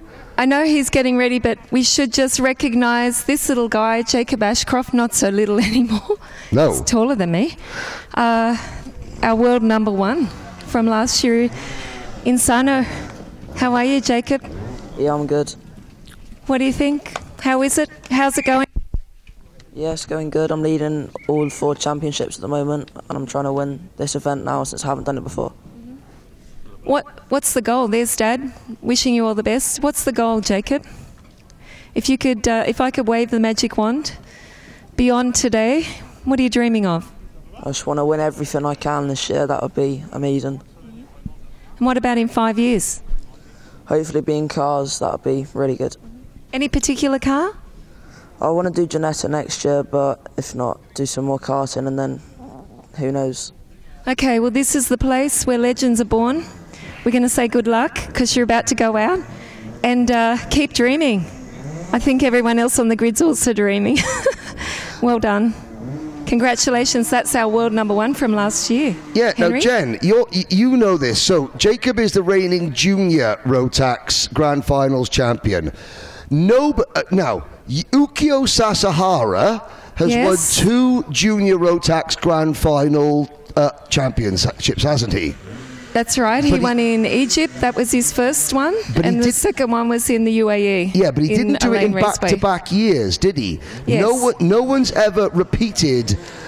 There was a year between, I think 2007, 2009 was when Ukio won it. No one's ever gone back-to-back in juniors, have they? No, because normally they go up to seniors. Yeah, so Jacob has a chance to make a bit of history this year, does he not? That's right. Every year we have history made at the Grand Finals. It's interesting, isn't it? But that would be the first back-to-back if he manages to achieve it. And I think also to win so many junior titles, if he achieves that as well, will be something also historic. Well, let's see what history we can make this year. The green flag waves to release the drivers from the dummy grid. Dragos Avasakute, Leo Gonzalez supporting Dragos online. I think they commentated on Leo in the Swiss Rotax Championship. Then it's Ashcroft, Mate Kopakidze and Jeremy Roivers representing Kart Centre Campillos on row number 2. Gabriel Canal, Teo Pollikand, Albie Friend, last year's Minimax International Trophy champion, and Bran van der Weken on row 4. Vince van der Hallen and Archie Lovett are next. Boris Verhaag, Lenny Robilolagash, Will Archer, Harry Taylor, Panu Steen Monkong from Thailand. Sun starts on row 8 alongside Eason Teng from Chinese Taipei. Then Hughes Pekyon from Guadeloupe in kart 297. We'll talk about him as the day progresses. He's got to fly 8 hours just to race. No kart tracks on the island of Guadeloupe. Louis Ratcliffe, Alex Parodi, Mai Tusek and the rest of the field. Ethan Griffiths, the only Welshman. Come on the Welsh, Cymru and Byth. He starts on the inside of row number 12. Other countries are available, they're just not as good, Eric. Allez, on se rapproche de cette ligne de départ et ça semble être... non, oui, si, ça y est, c'est validé avec Avadi Kute qui... oula, c'est chaud dans ce premier virage, mais le poleman semble garder la ligne intérieure. Oula, ça va au large et il y a eu 3 pilotes là qui sont partis visiter les bas-côtés du circuit du Mans. Yeah, the 210 kart, that was Lenny Robilolagash for the Le Hook Racing team, was one of the drivers. Boris Verhaga, I think, was another, and the third that went off was Mai Tusek. They're all still in the race. Now, you saw at the start there, Dragos Avasalkute was very quick to try and cut across and block Ashcroft, and in fact, Mate Kopakidze from Georgia, now into P2. The Georgia National Karting Championship is live streamed. People need to go to they'll find it on YouTube. Georgia Karting, I think, is the channel, and yeah, not a great thing people watch it, but it's good to see countries developing. And here comes Georgia's first karting superstar, Mate Kopakidze, mirror signal maneuver P1, and Ashcroft runs third. Roivers in that very smart blue-yellow coloured machine, Kart Centre Campillos run entry. He is there in P4. As the sun now replaces the dark clouds, it's going to get very, very hot this afternoon with predicted temperatures of over 30 degrees. Allez, le groupe de tête qui s'est reformé avec la manœuvre de dépassement de Kopakidze qui prend la tête de cette manche de qualification du groupe junior avec les pilotes des groupes B et D. Et derrière, eh bien, derrière le leader, c'est chaud pour Avazia Kute qui a bien du mal à résister aux pressions importées et imprimées par Jacob Ashcroft. Jeremy Roivers est en 4e position et Friend et 5e sur la ligne de chronométrage. Here comes Ashcroft, but Avasalkute defends Albie Friend in the Strawberry Racing number 219 kart, picks up position. Albert Friend got black flagged yesterday for cutting the track. I think that is the first time that he has ever had a black flag in race. So Albie obviously now needs maximised results. Oh, and there's Roivers and is that the 253? That was Harry Taylor.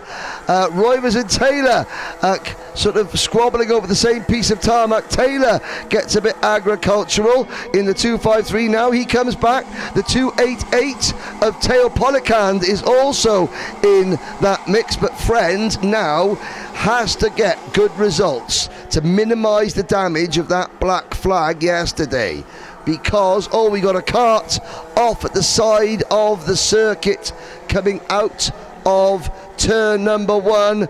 I think it's Antoine Grissel and Vince van der Hallen have, well, neither have come round. Oh, Van der Hallen has, but Antoine Grissel in kart number 229, that is the Kart Pro Racing entry, out of the race. Friend passes Ashcroft.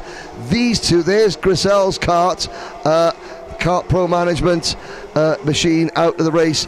Ashcroft and Friend, their careers have been intertwined over the last, I'd say, three seasons. They've had so many classic battles, but now they need to work together to catch Mati Kobakidze. Et on a une perte de position pour Antoine Grisel, qui était aux avant-postes et qui est désormais pointé en 31e position après certainement une touchette avec Van der Haal, le pilote belge numéro 238, 238 pardon, alors que devant, eh bien, on a toujours ce groupe de tête constitué de 4 machines avec légèrement, mais très légèrement détaché Kobakidze, et derrière, eh bien, Fren Ashcroft et Avassil Akouté qui sont lancés à sa poursuite. Voilà, il y a 5-6 mètres d'écart entre le leader et ses poursuivants. Mais pour l'heure, il ne faut rien lâcher. Il faut unir ses efforts pour revenir sur Kobakidze, qui semble vouloir prendre la poudre d'escampette, si vous me permettez cette expression. Friend Ashcroft and Avasokute closing in on Kobakidze. Last time around they were 0.2 of a second quicker than the race leader. Behind them, Roivers is 5th, Gabriel Canal 6th, Lovett 7th, Polican 8th, Steen Monkong. I wonder if he's got his Lucky Labubu doll with him. Pano Steen Monkong in P9. Huge Pekyon 10th for Guadeloupe. Then it's Taylor, Radcliffe, Seng, Jensen Chalk 14th from 26th on the grid. Jensen had his go-kart stolen. Oh, Friend and Ashcroft, and Friend, that's the last thing he needed. Friend backwards, back in the race, but he has dropped several places. Ashcroft, oh, is there a problem for Ashcroft? Looking down, maybe some damage. Robbie Lulagash, Archer, Vahaga, Parodi, Archie Rogers, Tyler has had a problem. So has Vince van der Halen. Mitant Jain, the Indian driver, also down towards the back of the field now. But up at the front, Kobakidze has now got a big lead over Avasokute. Il y a eu du grabuge en tête de la course avec ce contact, et ce qui a permis eh bien, à Kobakidze de prendre maintenant une avance confortable, et le groupe de chasse a totalement explosé il y a quelques instants. Avassil Akouté est désormais en 2e position. Et on va surveiller l'écart. Il a très précisément 1,5 secondes de retard sur le leader, alors que derrière, eh bien, Ashcroft, qui a été victime de ce contact, eh bien, est en train de rétrograder dans le peloton. Il est aux alentours de la 30e position. Wicked asks what Kiwis are racing. Well, Maxim Kerwin is the only New Zealander racing here this week. You've just missed his first race, but don't panic, he's got 2 more to go today in Junior Rotax. There is a move, number 292. That is Louis Radcliffe passing, I think, was it Harry Taylor? Radcliffe now into about 9th position. Pekyon is 8th for Guadeloupe. Steen Monkong 7th for Thailand. Albie Friend is down to 11th, and I'm looking down, Ashcroft has had to retire. Ashcroft, disaster for the reigning Grand Finals champion. We go back to this battle. There is the 205 kart of Gabriel Canal. This is the fight for 3rd, 4th, 5th. Lovett 3rd, Canal 4th, Polycand in 288 is 5th. Then it is Roivers, Steen Monkong, Taylor, Radcliffe and Pekyon at the back of this group for Guadeloupe. Friend, Van der Weken, Seng, Robbie Lolagash and Chalk, the rest of the top 15. But Georgia, Mate Kobakidze are about to take their first heat win in an international. At this stage, this is the second highest tier of Rotax racing, behind only the grand finals themselves. So, in the world of Rotax, Georgia are on course for their best ever result. Allez, devant, eh bien, la course semble entendue pour les deux premières positions avec Kobakidze et Events and Rotax qui sont largement et confortablement installés respectivement en première et deuxième position. Et derrière, eh bien, c'est la grosse bagarre puisque Archie Lovat est en troisième position actuellement, mais Théo Polican a pris le meilleur sur Gabriel Canal il y a quelques instants. Et Théo Polican qui essaye de revenir sur le troisième, mais pour l'heure ça semble un petit peu juste. On va rentrer dans quelques instants dans le dernier tour dans moins de 200 mètres maintenant. So the two leaders are well clear. This battle for, well, this is the battle now for 5th, 6th, 7th, and that's the Jan Holland Racing 253 of Taylor just getting squeezed wise. The 202, that is Steen Monkong with help from, this is Thailand and Guadeloupe battling together or helping each other. The 202 of Steen Monkong in front of them, wheel to wheel between Louis Ratcliffe and Harry Taylor, and they almost run out of road. Here comes Pecchion now to the inside of Steen Monkong. Huge Pecchion for the PB kart team. Well, the first time ever Guadeloupe has been represented, and they're on course for a top 10 finish in a heat race as things stand. But Georgia are about to cross the line to take their first heat win in this level of Rotax competition. Mate Kobakidze, Dragos Avasalkute, here's the battle for third. There's Friend, getting squeezed wide. He's got a bent axle. Albert Friend with a bent rear axle crosses the line. You can see his rear tyre all over the place. He finishes P15. Well, it's mechanically Taylor. We'll have some work to do on that wagon between races. Kobakidze, though, wins. Voilà, victoire de Kobakidze largement en tête devant Avici Lakuite. Derrière, eh bien, il aura manqué quelques tours peut-être à Théo Polican pour aller chercher la troisième place. Archie Lovat termine devant lui à la troisième position. Et derrière, on retrouve en cinquième place Gabriel Canal, nos deux Français, donc dans le top 5. Harry Taylor termine 7e, Radcliffe 8e, Simon Cohn en 9e position et Tseng en 10e position. Alors qu'Albert Friends, le numéro 219, a perdu énormément de place dans le dernier virage avec son axe de roue arrière qui semblait avoir un problème et qui ne lui a pas permis de défendre sa position jusqu'au bout. Voilà, une belle manche junior. Wales, we may not have anyone in the Lions rugby team now, but we do have a driver in the top 20 in this junior Rotax race, Ethan Griffiths, coming home in P18. Now, Ashcroft and Avasalkute, there's that incident at the start. All three of the drivers involved in that were able to carry on, and Lenny Robilola-Gash was able to recover to P11. Mate Kobakidze making the move on Avasalkute early in the race. Ashcroft and Friend battling now. Is this where it all went wrong between them? That's the end result of Albert Friend. And you can see his right rear tyre there. 1 minute. Bent axle, unfortunately. Ashcroft retiring with damage. This was a good battle between the likes of Roivers and Taylor and Steen Monkong. Roivers there. Got to say about Jeremy Roivers, 221, his Dan Martin runs Kart Centre Campios. He goes head to head with Harry Taylor there. I've been to Campios many times. I've never seen a young man work as hard as Jeremy Roivers. He is always working, whether it's driving the pace kart, whether it's helping in the pits. I'm sure he's, I'm sure he's a little so-and-so occasionally, but always working really hard at the track that his dad helps to run, or dad runs. Probably the threat is, if you don't work, you won't race. How's that?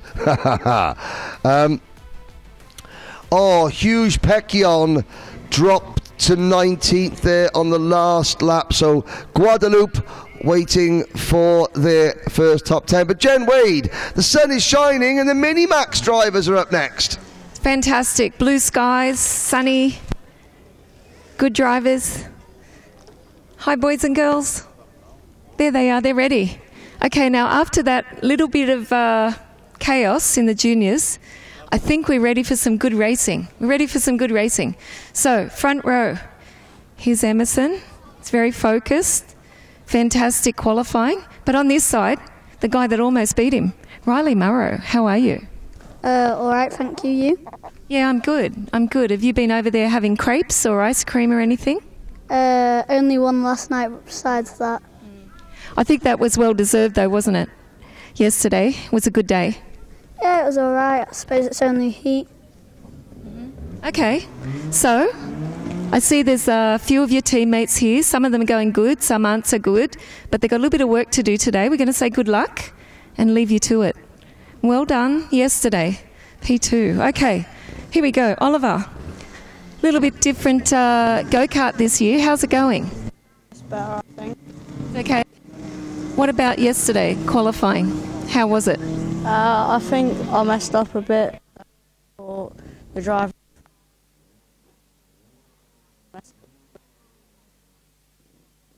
I think it can go a lot better for anyone unless they're in pole position, is that right? Do you think it's usually, you just want pole, is it? No. It's not an easy track. Okay, we're going to leave him. Alrighty. Yeah. Okay. Sometimes my microphone cuts out, Henry, because I think everyone's got radios and there's lots of telemetry. So just looking here, Austin Oman. Of course, some of these kids from the grand finals have been on the podium like him, P3 last year. But now up in Mini-Max, not so easy. Okay, so the mechanics are leaving the grid. We're going to have to leave the grid too, I guess. Hello, Austin. Hi, everyone's watching at home. Relax. Okay, they're relaxed. We're going to leave the grid and go back to the commentary, but for now, good luck, everyone. Okay.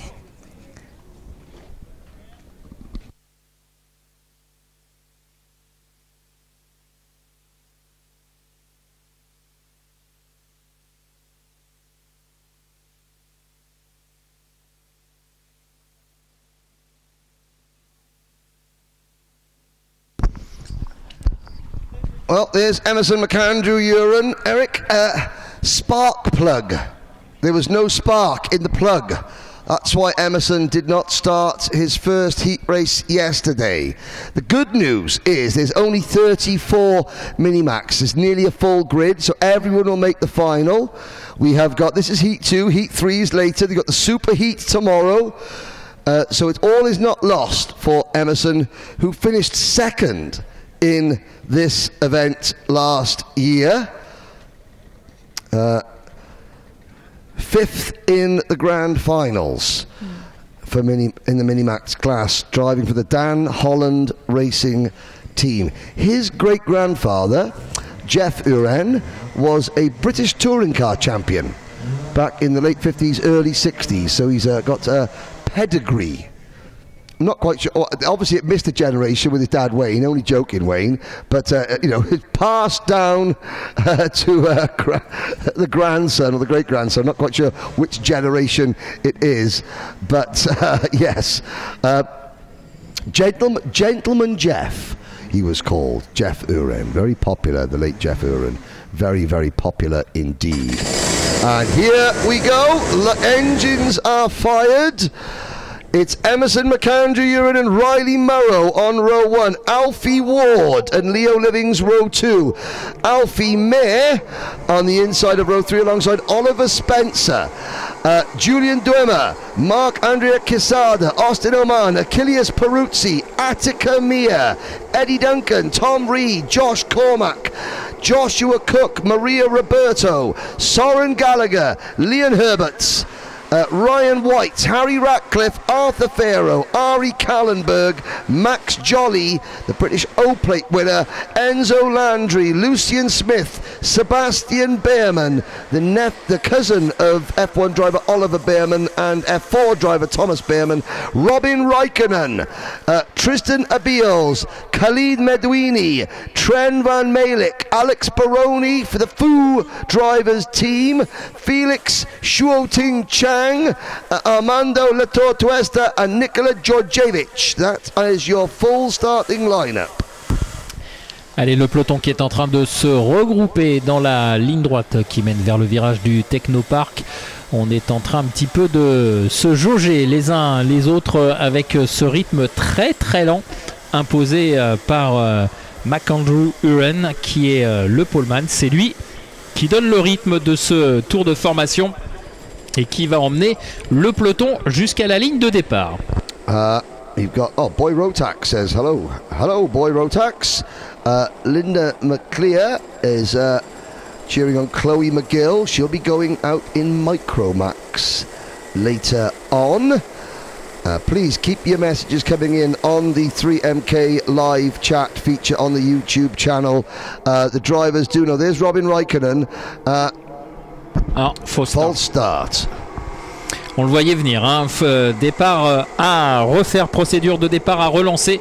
On le voyait, il y avait trop d'écart hein, sur les lignes. On a vu que McAndrew Uren était très très lent et puis tout d'un coup a accéléré et le reste du peloton n'a pas suivi. Ce qui fait qu'on relance la procédure de départ.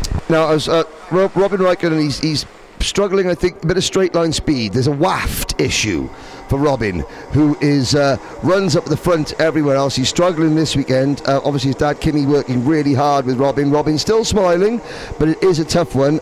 This morning I was in the Parc Fermé area and Jaco van Dijk was there, JMD Power. Jaco, who's a very, very well-known engine builder and Rotax service centre, his entire factory caught fire in the dyno room. I've seen the CCTV footage. It's a miracle no one was hurt, but Jaco has lost all his engines, but he's here helping out drivers that he can, and I'm sure the whole Rotax family wish that the JMD Power is back before long. But of course, everything went up in smoke. It was a horrific fire, and again, luckily, no one was injured or worse. Allez, c'est reparti cette fois. Est-ce que ça va être validé? Oui, ça semble être le cas, c'est validé. Attention, McAndrew Uren a, semble-t-il, gardé le leadership, mais derrière, ça a pas mal bougé. Et McAndrew Uren qui reste aux commandes. And a spin there going down towards turn 2. That could have been so nasty. That is Austin Oman, who very, very smartly stood on the brakes before the kart rolled back into oncoming traffic. Robin Raikkonen, who was the driver that was pitting? Somebody came in to the pits, I think, on the SFR Motorsport team.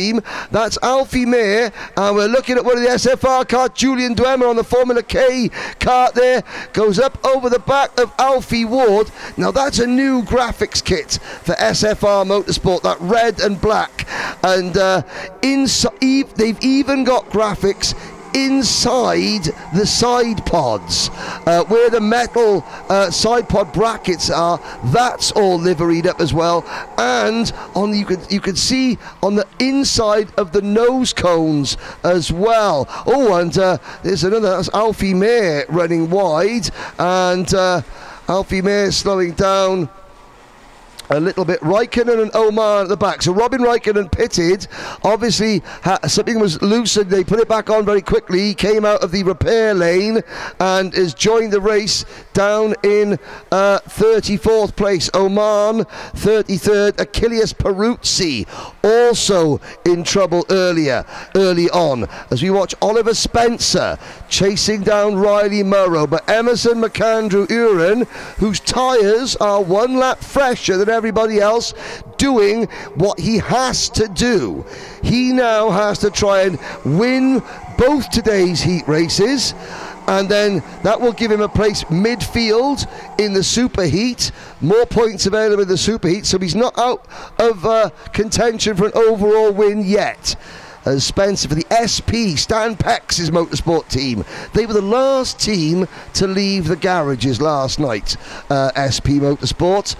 It was 10 o'clock, I was still here, and the SP Motorsport team, they had a bit of Dutch party music going on as they were working away, making their wagons fast, and they have certainly, with the help of Lewis Hall, made that wagon, the number 142 of Spencer, quick. He's got to try and get past Riley Murrow, though, the Sam Pollitt Racing driver.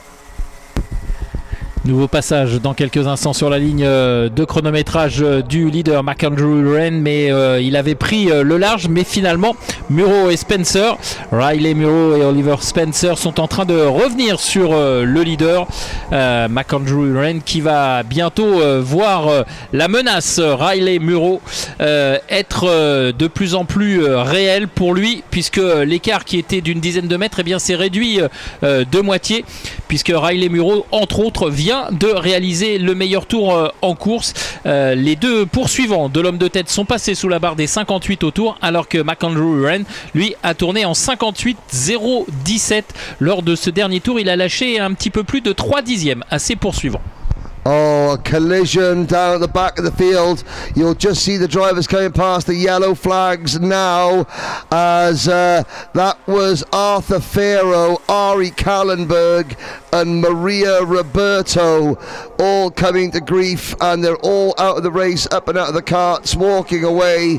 I think Farrow, his cart is still stranded. The marshals moving that away now. Roberto and Kallenberg return to the pit lane. That's a shame for those two drivers. Kallenberg, or their teammates, Kallenberg and Roberto, at the KR Sport team. But we've got a battle for the race lead, Eric, because McAndrew-Uren has been caught by Murrow and Spencer. They've got a long gap back to Alfie Ward in P4. Alfie Mayer runs P5. The Farmer, Tom Reed is P6. Mark Quesada, Leo Livings, Julian Duemer and Lucian Smith round out the top 10. Allez, c'est fait, hein. La jonction a été réalisée par Riley Murrow. Tout à l'heure, c'était lui qui avait réalisé le meilleur temps en course, et c'est désormais Oliver Spencer qui est l'homme le plus rapide en course. Et il y a eu un problème. Ouais. Yeah, Murrow up over the back of the race leader. Was that help? Spencer now leads. McAndrew-Uren second. Is there damage to the exhaust of McAndrew-Uren's cart? Heart in mouth moment. Ouais, touchette, hein, c'est le moins qu'on puisse dire sur le trio de tête, et pour l'instant, eh bien, Spencer est aux commandes de cette manche, avec malheureusement, eh bien, des dégâts sur le groupe de tête, puisque le trio n'est plus qu'un duo maintenant. On a Spencer qui a perdu du temps, semble-t-il, et qui va devoir cravacher pour revenir sur les deux pilotes qui sont devant lui, avec cette ce nouveau rebondissement avec c'est Spencer qui mène, et c'est Murrow, autant pour moi, qui a été quelque peu distancé dans cette attaque lors du tour précédent. Austin Oman joins the list of retirements. Sadly, Austin, we got another side-by-side battle. McAndrew-Uren back to the front with 2 minutes plus a lap to go. Spencer second. Have had Eddie Duncan is their P27. He's the only driver here for the TH Corsa team, as Spencer and McAndrew-Uren swap the lead out on the banking. Great racing. Spencer back in front. TH course set up by legendary KZ2, Championship KZ2 winning mechanic Ian Thompson and clay pigeon legend Lewis Halliday. Thompson's the T, Halliday is the H, the C is for, well, come on, get up the order, Eddie. That's what the C stands for. And now, here comes Murrow. Spencer runs wide. Murrow back to the lead. McAndrew, you're in second. Spencer third. Watch out for Alfie Ward in P4, closing in. Allez, ça bouge en tête de la course avec désormais maintenant Riley Muro qui est aux commandes. On a l'impression que Oliver Spencer a délibérément écarté la trajectoire pour laisser passer ses adversaires. Il s'est replacé derrière Muro et McAndrew Uren pour peut-être observer ses adversaires directs, mais en tout cas c'est une manœuvre un petit peu osée. On a vu en tout cas qu'il était très large. Derrière c'est Alfie Ward qui est en 4e position et Quesada, le pilote français qui vient de réaliser le meilleur tour en course, pointe au 6e rang de cette manche qualificative. Yeah, well, there is McAndrew back in the lead. The Minimax Racing is always superb. Spencer tries to go a high line into restaurant curve. Doesn't lose too much ground. Ward getting closer and closer and closer as well. As, yeah, we're... Oh, no! That was involved, and McAndrew Uren out of the race. It went a bit wrong there. Now Emerson has got to get back on, and he's got to try and salvage something. The clock has struck 0. Next time by, it will be the last lap board. Murrow and McAndrew Uren coming together. Spencer now second. Third for Ward. Fourth is Mayer. Quesada fifth. Then Reed, Livings, the Cookie Monster. Josh Cook is ninth. Smith, Jolly, Behrman, Gallagher, Radcliffe and Baroni. Alex Baroni for the Foo Drivers team. The team boss is a massive fan of the band The Foo Fighters. So instead of Foo Fighters, it's Foo Drivers. Well, and Baroni from 31st to 15th now. Cormac, Atacamia, Van Malik, Landry and the rest. But it all got a bit tasty there between McAndrew Uren and Riley Murrow. The officials, I'm sure, will be investigating that one. Ça a été chaud entre Riley Muro et McAndrew Uren. McAndrew Uren qui a perdu des positions avec, semble-t-il, une touchette. Il est désormais 13e. Et la victoire, dans l'état actuel des choses, eh bien, va se jouer justement entre Riley Muro. Et attention à Spencer qui est passé, me semble-t-il, le dernier virage, la ligne d'arrivée. Et on va voir, oui, c'est Spencer et Alfie Ward qui finalement profitent également de cette ouverture de porte, si l'on peut s'exprimer ainsi, pour prendre la 3e place. Alfie Mayer est 4e, Lucien Smith 5e, et où est passé Quesada Quesada qui est finalement 13e alors qu'il était dans le top 5 il y a quelques instants. Problème certainement dans ce dernier tour également, alors qu'on était focalisé sur la tête de course. Quant à notre ami, où est-il, McAndrew Uren, il termine 11e. Oliver Spencer grabs the win on the going into the penultimate corner for the Stanpex Motorsport team. Alfie Ward following Spencer through for P2. Murrow finishes third. Alfie Mayer in 4th. So 2 drivers the top 4 for the SFR Motorsport team. Lucian Smith P5, Max Jolly P6. Looking down the order, McAndrew Uren was 11th. The top 12 drivers from the UK, although Alfie Ward's running under a UAE license, all driving, apart from the, incredible performance there. Jolly, Livings, Cook 8th, Behrman 9th, Reed 10th, McAndrew Uren an aggrieved 11th. Let's have a look at the start. McAndrew Uren makes a good getaway, and look at Spencer right on the outside line, and Austin Oman there at the moment he is second, but as he comes out of the first corner, Oman just gets turned and he's got to stand on the brakes there. Last year at that exact spot there was a colossal accident in Micromax between Kenzo Greenhut and Marjan Dokic, and that could have been a repeat there but for Oman's quick thinking. It got very, very lively between the three British drivers. There is the departure of Emerson McAndrew-Uren, and he gets going again. Spencer takes the win. And those, yeah, but watch out, those two red and black karts for SFR Motorsport, if they can work together, then they have a very, very good chance of winning this event.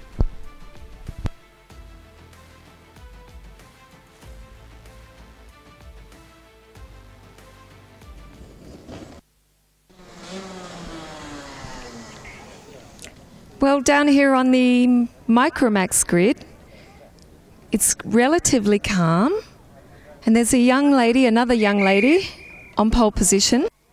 Ava, who lives in the UAE. Ava, only a short one because I know we're ready to go. What about yesterday? Pole position, wasn't it fantastic? Yes, it was indeed. Yes, it was indeed. Anyone you'd like to say a quick hi to before we run? Hi. Hi to everyone at home in the UAE and Australia. Yeah. Yes. Okay. Good luck. I'm going to just move off the grid a little bit here so I don't get run over. Hello.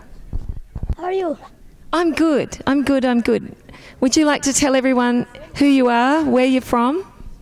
I'm Guido Bargani, and I am Mexico, Serbia, and Italy. Okay, I thought I'd let him explain that. Okay. And the UAE. And the UAE. Okay, we're going to say good luck and hi to everyone in all those countries. We're going to move off the grid so we don't get run over quickly. Good luck. Welcome to Le Mans. And welcome to Le Mans. Thank you. You're welcome. I will have a great day. That's the kind of attitude we need. Fantastic. Have a great race, everyone. Henry, what a lineup. Well, I've got to say, Jen, Guido Ebagheny's running with the MLC Motorsport team, and the whole team have just fallen in love with Guido's infectious enthusiasm, not just for karting, but for life in general. You cannot help but smile every time Guido comes into a room. The phrase, you know, you light up a room, that is Guido Ebaghenyi all over. And he's quick in a go-kart too. Also quick, and the quickest of them all yesterday in Micromax, Ava Lawrence, the young lady, Aussie family based out in Dubai. It's her and Ebaghenyi on row one. Yesterday's heat winner, Charlie Page, privateer driver, Charlie Page, will go from the inside of row number two. Charlie's mum has said, you can see Charlie's cart, the white cart, it's half bright green, half bright orange. She'll dye her hair half green, half orange if he wins. Then it's Jamie Septier, RBJ Stubbs, Benedictus Masiokas, Dian Pahal, Connor Haufer, Jan Wozniak, Harris Barber, Samar Chopra, Franisek Malik, Luka Rodenkovic, Jules Chesh, Alfie Garrett, Noah C, Vincenti Silva, Toby Biggs, Dax Farah, Timothy Pieta, Pedro Faria, Chloe McGill, who's Nan Linda's watching back home, Arlo Gamble, Marjan Jokic, one of two drivers from Montenegro here this week, Albert Ferro, Makita Zakharenko, Elia Dirktide, Kenzo Greenhut, Nikola Radetic, Oliver Woodall was only turned 8 years old in May. George PLA, Mikhaili Berda, Arthur Bowers, who also only turned 8 years old in May, and Maximilian Rachkovsky. Ava Lawrence qui est en train d'emmener le peloton sur la ligne de départ. Attention pour cette manche qualificative catégorie micro. On va voir si ça va passer pour la poleman. Le verdict de la direction de course. Oui, c'est parti. On est parti pour 8 minutes avec un très bon départ d'Ava Lawrence qui garde la trajectoire intérieure avec dans son sillage le numéro 14 Charlie Page. Charlie Page qui passe en deuxième position aux dépens. Oula, attention, il y a eu du grabuge derrière avec 3 ou 4 cartes qui sont parties au large. And a kart spinning coming out of turn number 1. We've also got a driver who has retired on the run tonight. It looks like a Praga kart. I think that might have what Ilaya out of the race. That looks like number 19. That is Pedro Faria out of the race. Also not taking the start, driver number 24, Elia Dikrida for the M-Tech Praga team. So dramas at the start. Page and LBJ Stubbs has the race lead. LBJ Stubbs had a horrific crash in practice on Tuesday. Was it Monday or Tuesday? I think it was Monday. Kart barrel rolled, landed on him. He is nursing a hand injury. It's not slowing him down any though. Page there in third, up at the front, Page there and Stubbs 1 and 2. Then it is the number 80 kart of Ava Lawrence and the 13 of Guido Ebegeni. Behind them, Dian Pahal, the only driver here on a British-built chassis. It's an RCE chassis, Richardson Chassis Engineering. Dave Richardson and his team of independents, I think they're based in Coventry in England. 343 drivers, one of them on a chassis made in the UK. That's number 23, Dian Pahal, as we have got Stubbs now leading. Changement de leader au passage sur la ligne de chronométrage avec Stubbs maintenant qui est en train de mener le peloton avec Charlie Page dans son sillage qui lui imprime une grosse pression, et Ava Lawrence après deux premiers tours un tout petit peu délicats est revenue aux avant-postes et elle devance Ebergheni pour la 4e position. En tout cas on a un quatuor là de pilotes qui s'est légèrement détaché avec donc, je vous le rappelle, Stubbs, Page, Lawrence et Ebergheni qui sont tous les 4 aux avant-postes. Reste à savoir qui va s'imposer. Oh, and a problem up at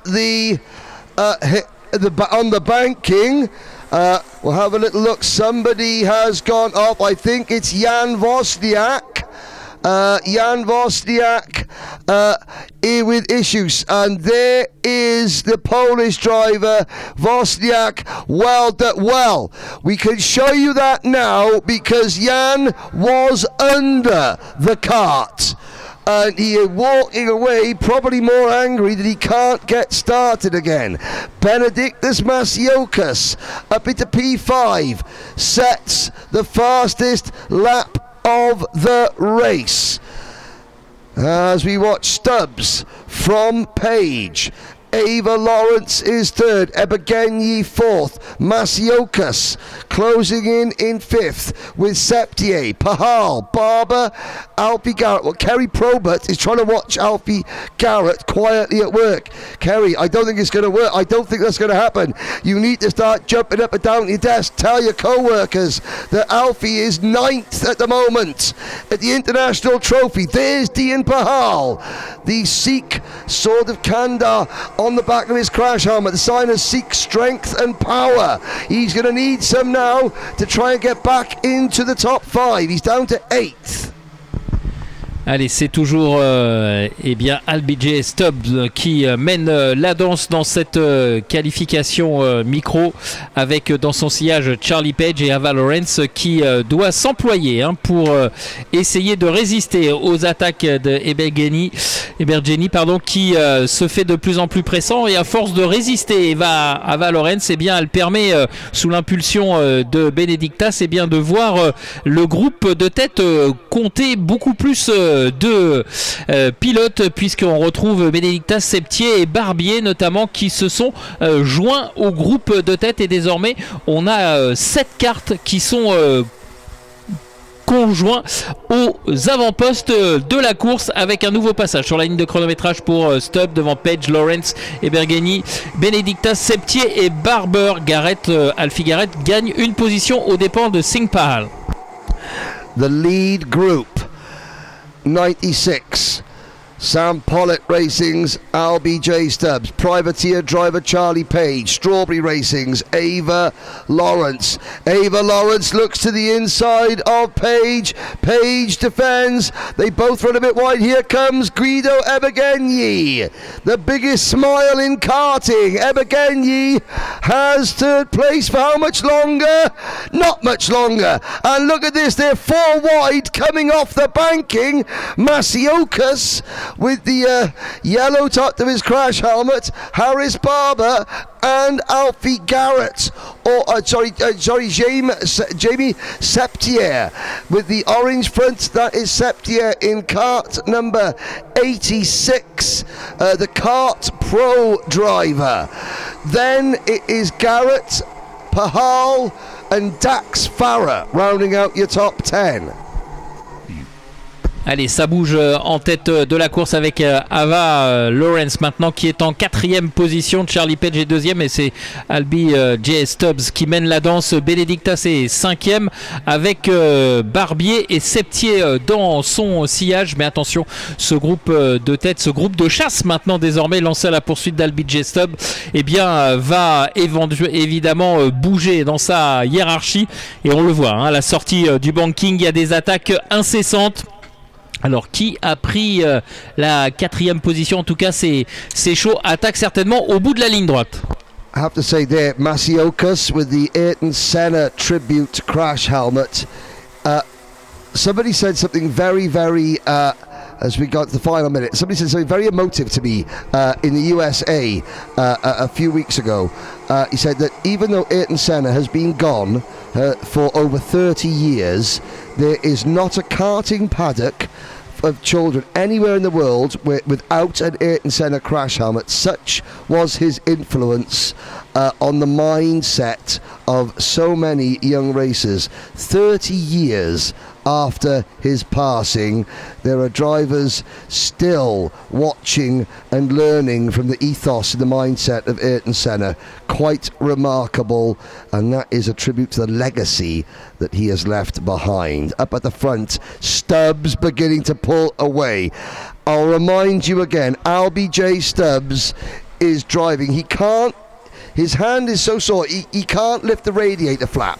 So in Rotax karting, you have the radiators, your drivers move the flaps up and down to adjust the temperature of the engine to give themselves a bit more speed. You can see Albie J. Stubbs, his radiator flap is up. He can't move it down. His right hand is strapped up. He is gritting his teeth and he is getting the job done. Page, Ebergenyi, Masiokas, Lawrence, Septier, Barber, Garrett, Farah, Pahal, the top 10. Final lap. Sorry, Eric. C'est le dernier tour avec une victoire qui se profile pour Albie J. Stubbs, largement détaché aux avant-postes de la course, avec ensuite un groupe de chasse mais qui ne reviendra pas, un groupe de chasse emmené par Charlie Page qui devrait aller chercher la 2e position et Begeni devrait aller lui prendre la 3e place. Benedictas est pour l'instant 4e, pas d'attaque dans ce dernier virage au moment où on négocie le virage du Technopark, et voilà la victoire pour Stubbs devant Page et Begeni. Benedictas et Lawrence. Jamie Septier, le premier français, termine 6e. Did you notice as Albie J crossed the line, he gave a fist pump with his left hand? That's because that's the only hand that's working. He has just won. Well done. Obviously, he's got his mum and dad. His younger brother is here, Curly Stubbs. Sam Fugit. Teddy Pritchard Williams helping him on the driver coaching, the mechanicking side. He even said himself on Tuesday, I'm going to miss a couple of practice sessions. I'm not going to do a few practice sessions, just I don't want to aggravate my hand too much. And that was a very wise choice from young Albie J. In the paddock, his van is the one with the graffiti stencil of him on it. It's a magnificent piece of artwork, I have to say.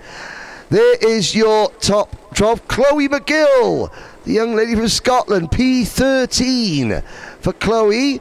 Radenkovic, McGill, Pieter, Rachkovsky, Vincenzi Silva, Kenzo Geenhut, Albert Farrell, Connor Haufer, Samar Chopra, your top 20. Now, the two youngest drivers in the race, Arthur Bowers, up 10 places to 23rd, and Oliver Woodall up 5 places to 25th.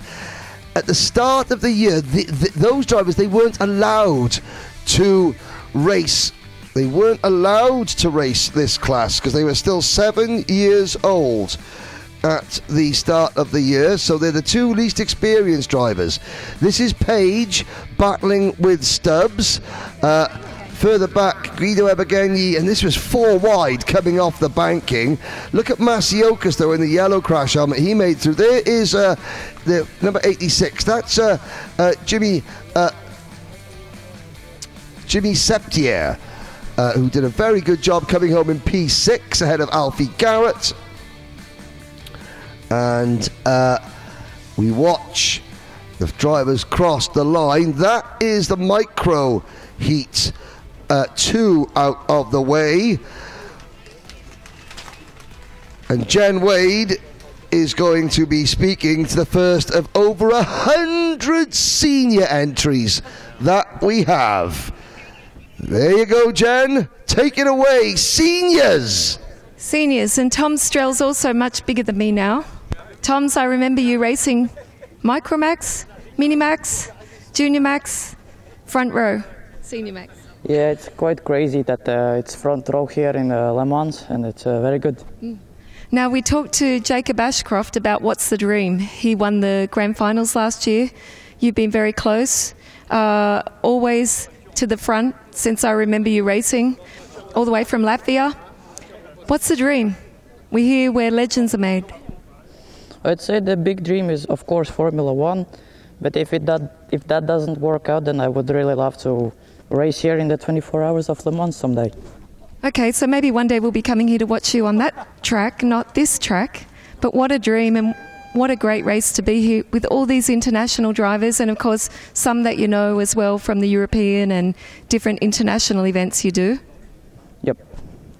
It's really very competitive, but across here and right behind you, you've got, I think, some of the best drivers in the world in seniors, but so young. How old are you now? Right now I'm 14. 14, okay. We're going to say keep dreaming. We're going to watch the race. Good luck. Well done. Okay, so here we go. Who else have we got? Oh, we got a couple of guys here from the kart management. I'll hop in the middle. Alrighty, and you are? Elliot Gilter. Okay. And there is your teammate running away. Come back. Okay, I don't know. I'm not speaking French. Je ne pas parler français? Yeah. Yes, I don't speak French. Maybe you can tell us in French what it's like to be on this grid? I don't speak English. Yes. Speak in French? Yes. Enfin, oui. Yes. Okay, he speaks French. Yeah. And yourself, to be here racing in Le Mans, parler français? Oui. He does speak French as well? It's going well. This is the thing, Henry, when you work with children and animals. Good luck. Thanks. Thanks. He said thanks. Good luck. Merci. Okay, that's my attempt at French. Good luck, guys. Great to have you here. 2 teammates from kart management, close to the front of the grid. Okay. Anyone would like to say hi to their mum? Mr. Garrity? Focus, you haven't got your helmet on and you're not speaking French, speaking English. Yeah. Is there anyone you'd like to say hi to? Because I know that you've We're just trying to calm you down a little. It's going to be a big race. I don't know really. Probably my mum at home watching, Nan and Grandad probably watching, so yeah, them. I reckon they would be watching, and you'll be watching later to see what did I do in that race, what could I do better. How's it going so far? It's not terrible, but definitely not been as competitive as I'd like to have been, but we'll keep chipping away over the weekend, see if we can get there for when it matters for the final. Just for everyone watching, what's it like to race on this track? If you were explaining, you know, the surface, the grip, tell us about it. It's a nice track. I quite like it. There's like quite a lot of long straights. Yeah, the toe's quite big here. It's not the grippiest track, but then, to be fair, it's probably grippier than a lot of the UK tracks we're used to. So yeah. And what about the competition? Yes, I mean it's sort of just. Obviously, it's a very good grid, but it's sort of no different to a normal European weekend, really. So I'm used to it. Yeah. Used to the pressure. What's the goal? Excuse me. In this race, as you say, you want to get a good position. You want to be in the final. The strategy: one set of Mojo tyres for the weekend. Yeah, it's obviously then not to try and wear through the tyre too fast because it's important to keep them for the final. But just a sensible finish will do me. How are you handling this temperature? To be fair, it's been nice and hot the last couple of months abroad, so I'm sort of used to it again. But yeah, just drinking a lot. That's good. Hydration. Okay, we're going to say good luck. Thank you, and hi to everyone watching at home. And Jen, just quickly, Jen, Kian Yes. made his car racing debut a couple of weeks ago as well, and did very, very well in his car racing debut. I'm really glad you spoke to Elio Gilter. Elio was about to withdraw from the event yesterday. He had 2 DNFs. He's up at the front for the Kart Pro team in Kart 307. He was about to withdraw from the meeting, but he went to the stewards, and the steward said, Elio, don't withdraw. Tomorrow is a new day. So he is back with a renewed sense of urgency today, and that is really good. He's up towards the front of the grid, but there's some great stories further back as well. Who are we standing next to that we can pick on? Well, we've got Carol here from Poland. Oh, well, Carol from Poland. Hello, Carol. Yes. Got to have a shout out.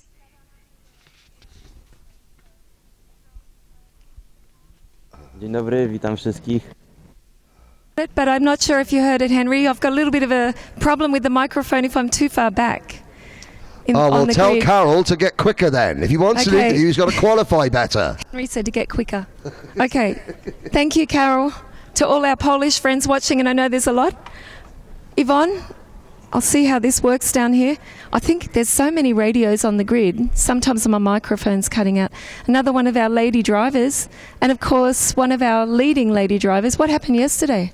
Well, yesterday I went for the move, and then it kind of didn't go as planned, but we were ready to do better today, so we kind of have to raise it and be better now. I mean, how hard is it jumping up from juniors to be on this grid? Can't really say, to be fair. It's not bad, but like it's a lot of difference, like with the thinking, most of it. And of course, we know you work extremely hard. I know you do, because I'm also based in Austria. You're in the gym, you're on the sim, you're not only racing, but you are working really hard in the gym, aren't you? Yeah, kind of a lot. Yes, we're going to say good luck. There she is, Yvonne Simeonova. Good luck. Okay, another one of our ladies on the grid. Fantastic. Let's have a look. I'm looking towards the front. Okay, let's see. Noah's there. Tom's we spoke to already. Okay, Lewis Goff on the second row. What a star-studded lineup. And so young, so many. Well, so many. A lot of people, Jen, are saying that this event is going to be harder to win than the grand finals themselves, because you've got about 80% of the drivers that would normally be at a grand finals, but instead of being on equal equipment like you are at the grand finals, that Rotax provides equal equipment for everyone, everyone's brought their best kit here. So this could be the hardest race of the year for all these drivers on Saturday in the main event. Only 72 of them will go through to the superheat tomorrow, and then that'll be cut back to 36 for the final. 108 entries. Incredible. It is incredible. And remember too that when you win your national Rotax Max Challenge and you take the ticket to the grand finals, whoever gets second, third, fourth and so on isn't there. But here, everybody can be here, obviously depending on the size of the grid, but there are many of the best drivers here in the world. Oh yes, and the engines are fired. Here we go then. Tom Strella from Latvia and Lloyd Hare from the United Kingdom on row number 1. Noah Janssen and Lewis Goff, row 2. Elio Gilter and Rafael Benatuil, row 3. Baptiste Levesok, Thomas Verheyen, Kian Geraghty and Ruben Verheyen. Ruben is the older brother, Thomas the younger brother. Then you have Alexander Lemar, Matteo Bordier, Yvonne Simeonova, Ollie Wise, Leon Forestier, Baptiste Mounier, Carol Kaminski, Andy Bouillon, Theo Lemois, Tillian Fernandez, Oscar Lambert, Esteban Pichard Totillier, Tiziano Antola, Alexandra Piquet, Antoine Mela, Tino Potier, the notorious BIGI, Alessandro Biggie, Lex Quentins is not there, Ethan Thorne, Christopher Holst, Ksvari Lissak, Sean Butcher, Ladil Kukjanidze, Anis Tazi, Hamza Al-Fayez and Clement Outram. Now, in qualifying yesterday, 24 drivers had their times disallowed. Sean Butcher was one of them. In his 3 heats yesterday, he gained 78 places overall. He passed 78 drivers, more than anybody else, as the lights go out. Allez, c'est parti pour cette première qualification avec une entrée dans le premier virage assez disputée, mais pour l'instant c'est Tom Strill, le leader, et le poleman plutôt qui garde l'avantage. Derrière, tout le monde semble passer sans encombre, même si on a des trajectoires un petit peu différentes. C'est normal, dans le premier tour on cherche à se faufiler, à prendre le meilleur passage possible pour grappiller quelques positions, parce que c'est maintenant que les places se gagnent dans ce premier tour, pour ensuite, et pourquoi pas, aller chercher beaucoup mieux à l'issue de cette manche qualificative. On vous le rappelle, on est parti pour 9 minutes plus un tour. Dans quelques instants, le retour du leader Tom Strill qui mène la danse avec 3 pilotes derrière lui, alors qu'il y a eu un pilote là qui est parti au large. De qui s'agit-il? Je me demande si c'est pas That was a wild ride. Oh, Elio Gilter. Elio Gilter, that was a wild ride for Elio Gilter. Now, amongst the Clement Outram, 36 positions gained in his 3H yesterday. Hamza Al-Fayez, 37 positions gained, but that was including a DNF for Hamza after a monster crash into the barriers in heat number 2. He started last and finished last, so he has gained lots of positions. We'll talk about some of the other drivers, the big movers, but Sean Butcher up 6 positions on the opening lap this time around. Elio Gilter's been given a black flag for cutting the track. Oh, Elio, it's just not happening. He arrived this morning. He was going to withdraw. The steward said, no, don't. He's been given a black flag, and it's gone from bad to worse for Elio. His luck will change. Go and buy a lottery ticket, Elio. All your bad luck is at the kart track. Maybe Lotto will be your saving grace. We've got a battle for the race lead. It's number 397, Lewis Goff, into top spot, ahead of Tom Strella, who's now defending from Lloyd Hare. Allez, ça se bagarre aux avant-postes de la course avec cette fois Lewis Goff qui a pris les commandes, et derrière, eh bien, Tom Strill est en train de livrer bataille pour conserver cette deuxième position. Il est menacé par Lloyd Hare et Noah Jensen qui est juste derrière. Les trois hommes qui sont roue dans roue avec Cian Geraghty qui est donc cinquième maintenant. Le Mercicré est en septième position. C'est le premier pilote tricolore avec Baptiste Levezac en 8e position. Juste derrière lui, Baptiste Meunier est un petit peu plus loin à la 12e position. Après un groupe de Français de la 14e à la 17e position avec Malheur, Bordier, Gilter et Forestier. Elio Gilter donc désormais 16e. Mais qui a été concerné par le drapeau noir, donc Elio Gilter n'est plus en course. Well, Lewis Goff in the Sam Pollitt Racing Alchemy Car Care sponsored machine, streaking away at the front of the field. This is the battle on screen we're watching for second place. Strella has it here. Janssen wants it. The 3G Racing car of Noah Janssen. You can see it's got the traditional Tony Kart like colour scheme, pattern, but they changed the colours. The green and red has been swapped for black and hot pink, which is very distinctive. He is ahead of Geraghty, Ruben Verheyen, Alexander Limar, Sikre, then Baptiste de Vesok. Ivion Simeonova is up into 9th position. Mounier is 10th. Oscar Lambert up into 11th place, ahead of Thomas Verheyen, Ollie Wise, Antoine Mahler, Matteo Bordier. Butcher already up 13 positions to 19th place. Further down the order, Hamza Al Fayez up 11 positions to 24th position. And other big movers, Clement Outran up 8 places. As we watch Lloyd Hare going to the outside of Tom Strella. Is that a Slim Shady? Not quite. Round the outside. And actually Lloyd Hare loses a position.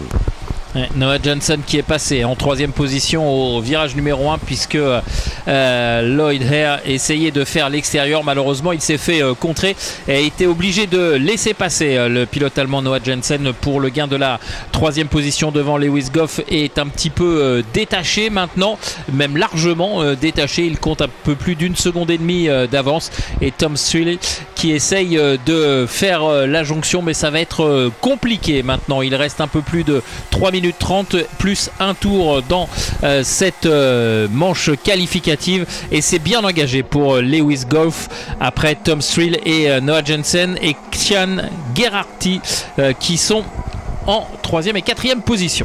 And the 373 of Geraghty there. Lloyd Hare being forced off track, comes back on, loses several places, and now in front of Levesok, Simeonova, Baptiste Mounier, then Lambert, Oscar Lambert in the number 320 kart. Another driver for the MLC Motorsport team. MLC Motorsport, if you're watching in the UK, MLC Motorsport had their race truck broken into at the factory in the Lincolnshire area last weekend. So there's several Cosmic chassis floating around somewhere that are in the wrong hands at the moment, as well as engines and exhausts, but they'll all have P1 racing on them. Oh dear. And so if you're watching in the UK and you're offered any Rotax parts from somebody that normally doesn't have go-karts, then yes, please be aware and look at the MLC Motorsport Facebook page. There will be some serial numbers on there that you can look at, so that we can at least prevent equipment from getting into the hands of the wrong people.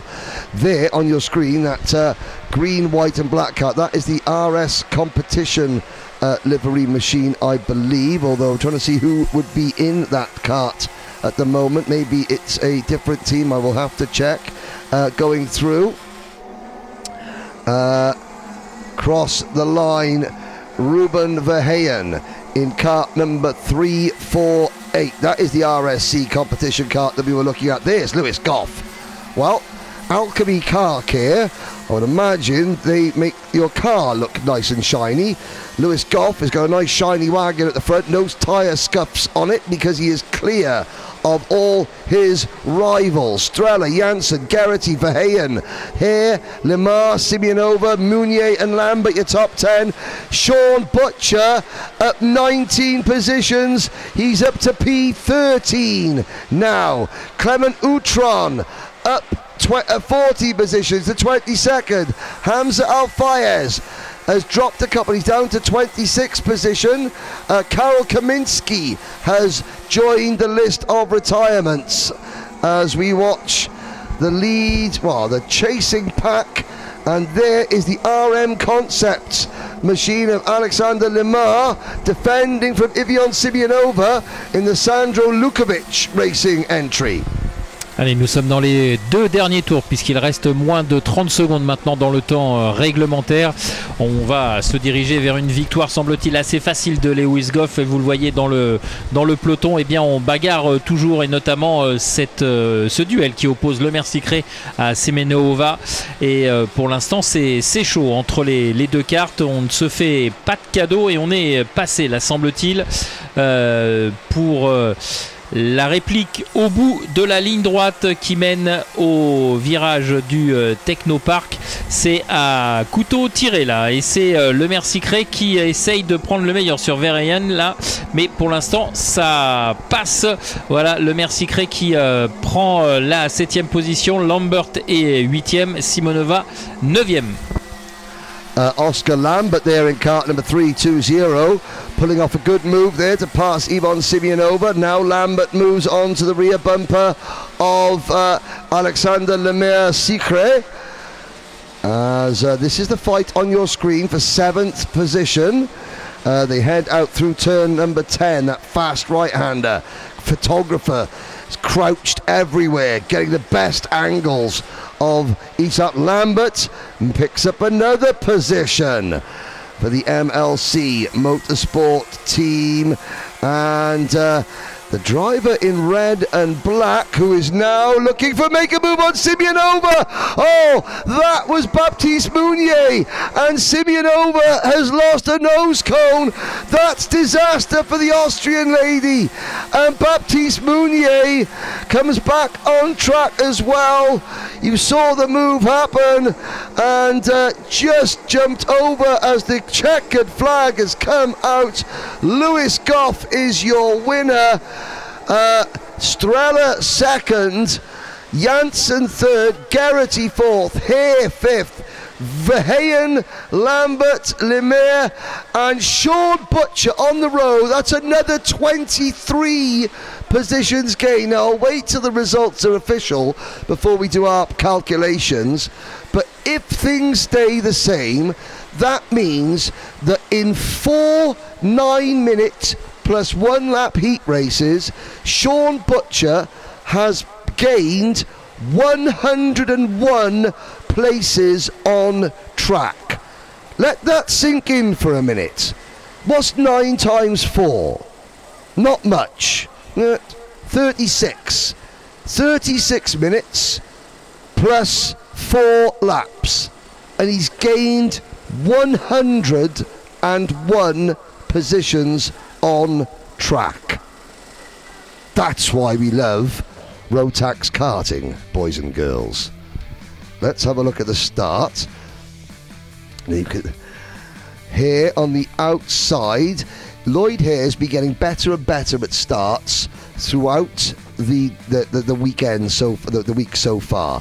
Qualifying on the outside front row, gaining confidence. Strella led initially, but Lewis Goff, there was, I'm sorry that Ron and Stuart Lynn and everyone back at Alchemy Car Care, there's no work being done in the office. There is the move, not quite. But by this point, Lewis Goff had made the move. This is Hare going for the Slim Shady, which is round the outside, but not quite working at that point. There is Verheyen, Ruben Verheyen in the number 348 kart. Good battle behind the 366 of RM Concepts, Alexander Lemire. Now, Simeonova. This was the last corner. Mounier. Unfortunately for Yvonne Simeonova, she will return to Parc Ferme minus a nose cone, which gives the technical team a bit of a headache because, of course, technically that's a non-compliance. We shall see.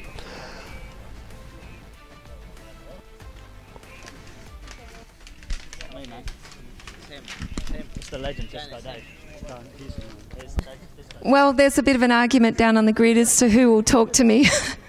But Matthew, what about yesterday? Yeah, it was good. It was pretty hot. Lots of racing. Yeah, it was good. It was. It was exciting. Got to keep getting my microphone to work here. Every time I'm around everyone's radios, I think they're cutting me out. But it was a good day. What a spectacular event. Great competition. Of course, great for you. You're at the front, but we know you as a European champion last year. Now you've stepped up to cars. What are you doing? Well, whatever I can, really. I started the year doing the Mugello 12-hour, which we won, and then went to Spa, and then did the GT4 European as well. Mm-hmm. Is it really different, that transition? Because I think that's the dream, obviously. We talked to a lot of the boys. What's the dream? And girls? Yeah, it's quite different, especially the GT4, because they're just a road car, really, so they're really heavy, not the best brakes, so they're quite big and different to drive, whereas like the GT3 and stuff like that, it's a bit more comparable to the go-karts. Mm-hmm. Can you imagine yourself racing over there on a big track? Yeah, hopefully in a few years will be nice. I can't wait for that. I've been to Spa, I've done the 24 hours, in the media, not in the car, but it is an exciting race. It's about teamwork. It's heartbreaking, but it is so special. I can't wait to see all you guys there. Some of the grand finals winners, Henry, are already over there racing Le Mans on the podium. Charlie Eastwood, you know him? I know of him. I don't know him personally, but yeah, no, there's quite a few people that step up. Generally the people that haven't got the budget to go down the Formula route, and yeah, there's a fair few that are doing a good job. The only thing is, I don't know, the formula gets a little bit kind of fickle in there, that you're sort of wondering how long you're in there for, and then there's guys that are in there, like Kimi, obviously, we won't say he's here. They're there for a long time, they're really good, they're not going anywhere. And you know a lot of those guys from the UK who are Formula One drivers as well. But yeah, it's great to see here, and we're going to keep dreaming, because this is the place. Good luck. Matthew Higgins. Everyone knows Matthew, I guess, a lot of people. Now, a lot of the UK drivers looking at me like, okay, don't talk, but mechanics are leaving the grid. I won't go too far down the order because I lose my connection. Some of the French drivers here, again, towards the front of the grid. Now, yesterday we saw one pole position, obviously, Simon, in this class. Will we see more winners from France? Because last year and every year they just show up in the end. They know the track. They're very comfortable with it here in Le Mans, so we're going to have to see. But what a grid. Again, yeah. Let's have a look. Tino, now, good and bad results, I guess. Our Swiss driver, also one of the well-known drivers from European and other racing. How are you feeling? Yeah, really good so far. Won all my 3 heats yesterday, so we tried to keep that going. Mm-hmm. Of course, your teammates there. Are there any kind of team orders? There's no team orders, but it would be nice to finish 1 and 2, of course. Of course it would. We're going to say good luck. And of course, how old are you, Tino? 16. 16, a little bit younger than Matthew. Of course, he's also a driver coach. So maybe, if you follow him for a little while, he gives you a few tips. Yes, he's nodding. Okay, great. And anyone you want to say hi to in Switzerland? No, not really. No, they're all here? They're all here, yeah. They're all here. Okay, hi to Switzerland anyway. Good luck. Well, everyone's here, so good luck to everyone. Yeah, Jen, so yesterday, 3 wins out of 3 for Tino Sidler, 2 wins and a 2nd place for Matty Higgins. I believe it was a 2nd place, or was it a 3rd?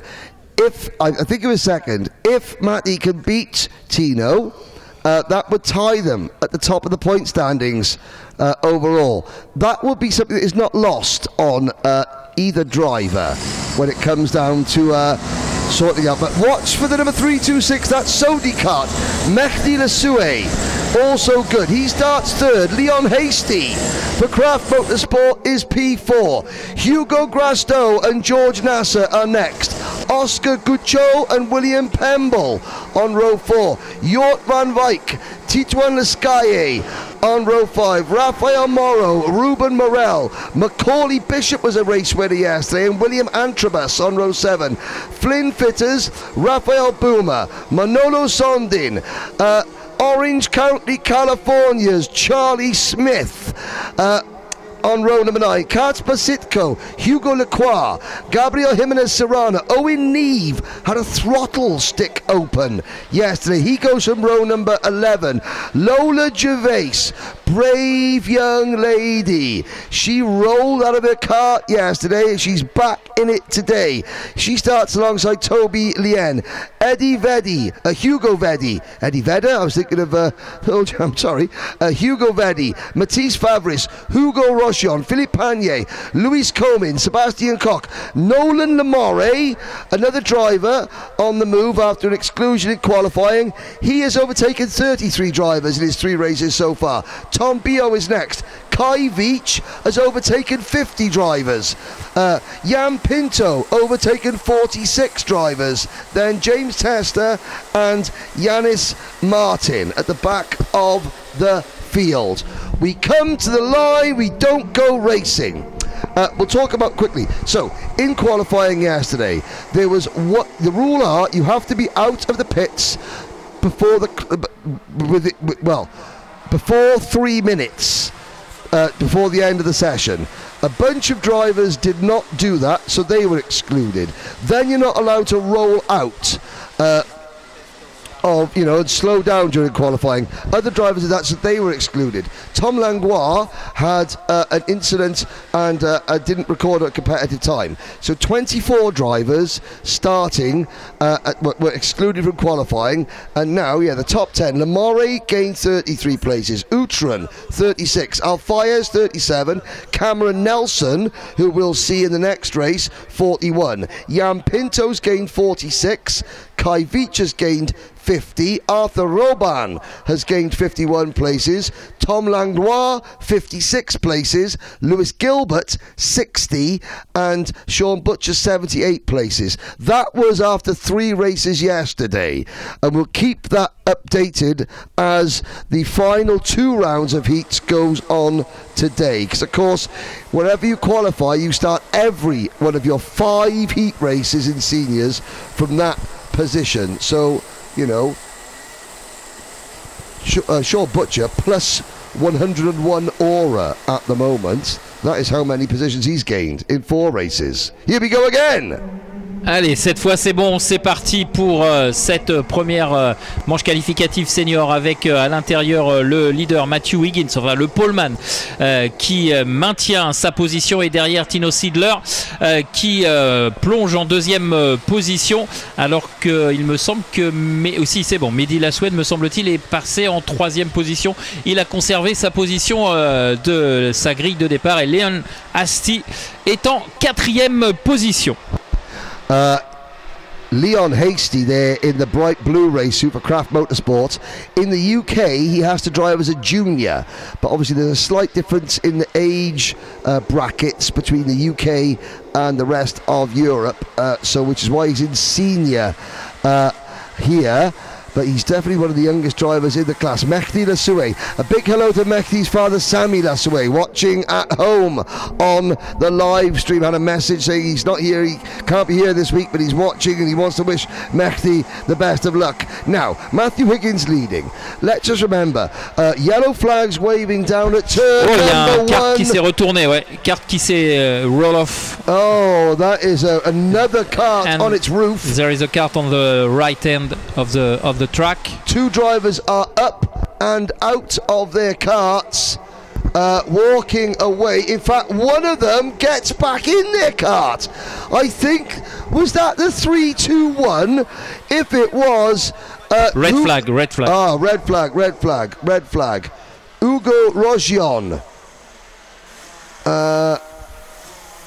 The red flag is out. Trying to see who that was. Well, okay, red flag out on that one. So we'll have a full restart. Looking down there now. That was a very nasty impact. Have bits of that kart gone into the pit lane? That is what is the concern.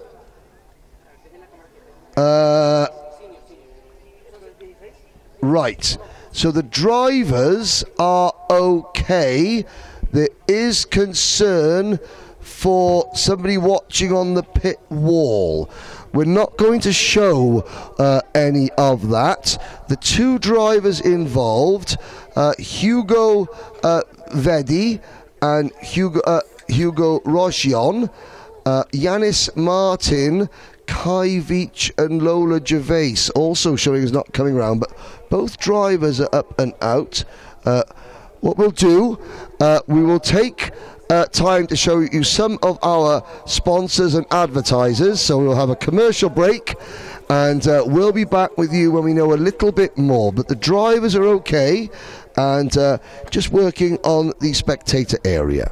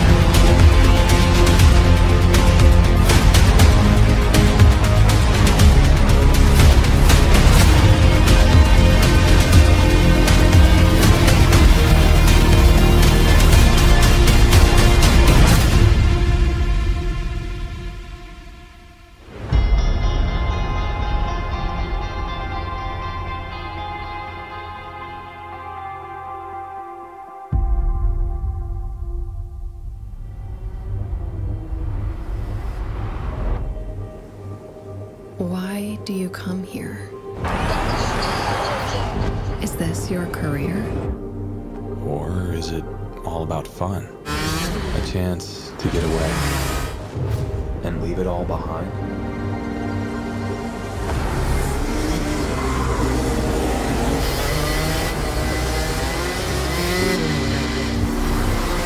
Or do you chase your personal best? Challenging yourself over and over again. Why do you come here? Maybe you're here to collect moments. Good ones. And not so good ones. Or you can't afford mistakes because you want that victory.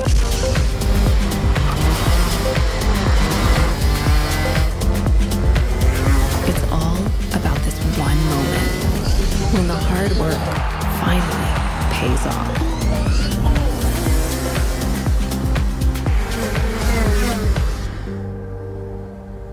This is the place that brings us closer to the people who share our story. Whoever we are, Whatever we're here for,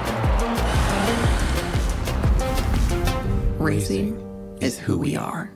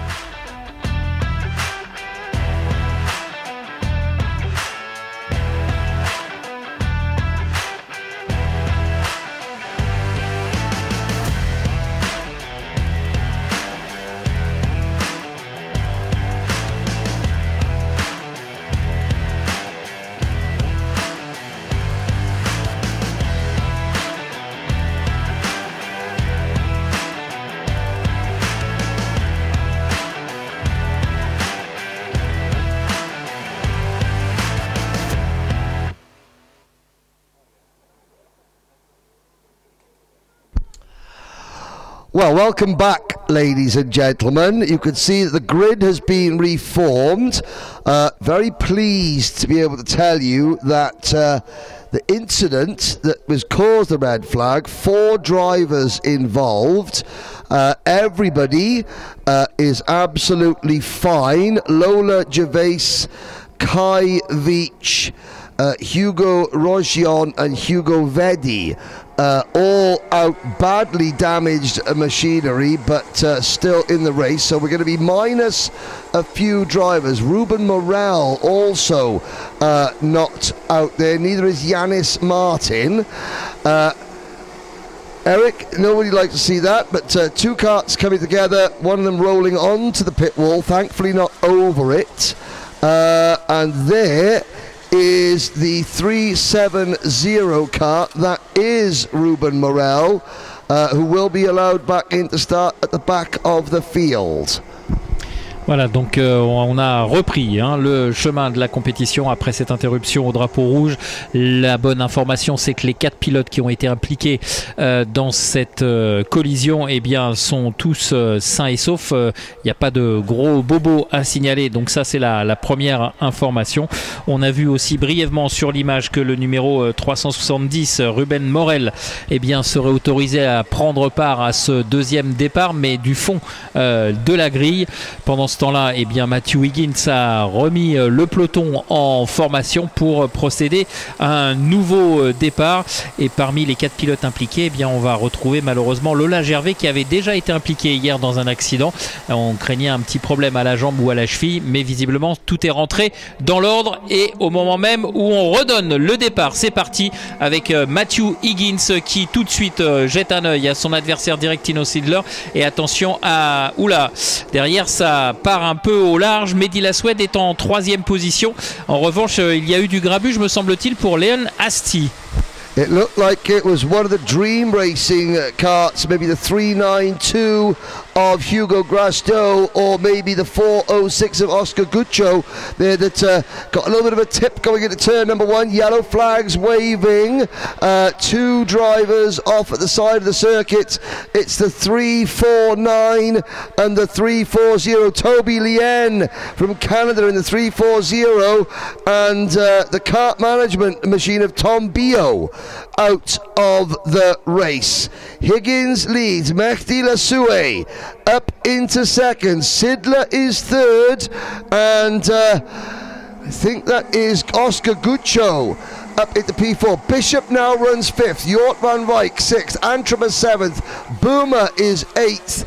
Then Lescaille, Fitters, and Rafael Moreau. George Nasser slipping to 12th position ahead of Manolo Sondin, Charlie Smith, Hugo Lacroix, Pemble, Grasto, Neve, Sitko, Koch, Hasty. Leon Hasty has had a terrible opening lap, and he is down in 21st position.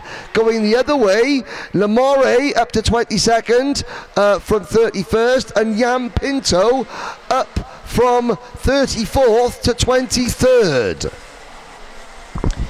Allez, on suit les leaders avec toujours aux commandes Matthew Higgins avec Mehdi Lassuet dans son sillage et Tino Sidler et Oscar Gouchot. Voilà la composition du quatuor de tête avec derrière ce quatuor un pilote qui revient, c'est Macaulay Bishop, le pilote britannique, le numéro 368, qui est en train de revenir sur le quatuor qui est devant lui. Pour l'instant, pas d'attaque, on reste entre guillemets sage, on observe, parce qu'on l'a vu, les attaques lorsqu'elles ne sont pas bien menées, vous perdez plus de place évidemment que vous en gagnez.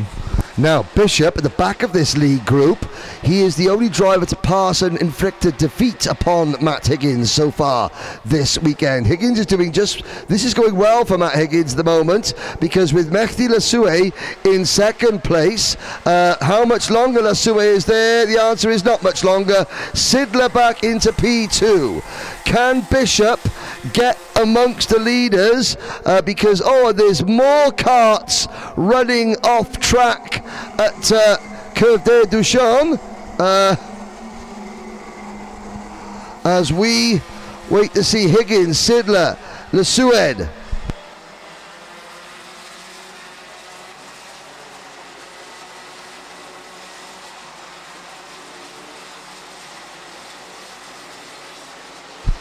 So as we watch the lead group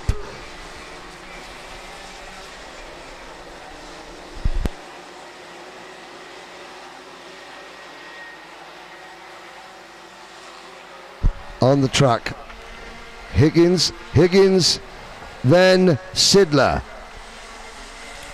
into Virage de Technopark, La Suède followed by Bishop, and then Guccio. Behind Guccio you have Titouan Lescaille, Jort van Wyk, William Antrobus, Rafael Moreau, George Nasser and Charlie Smith.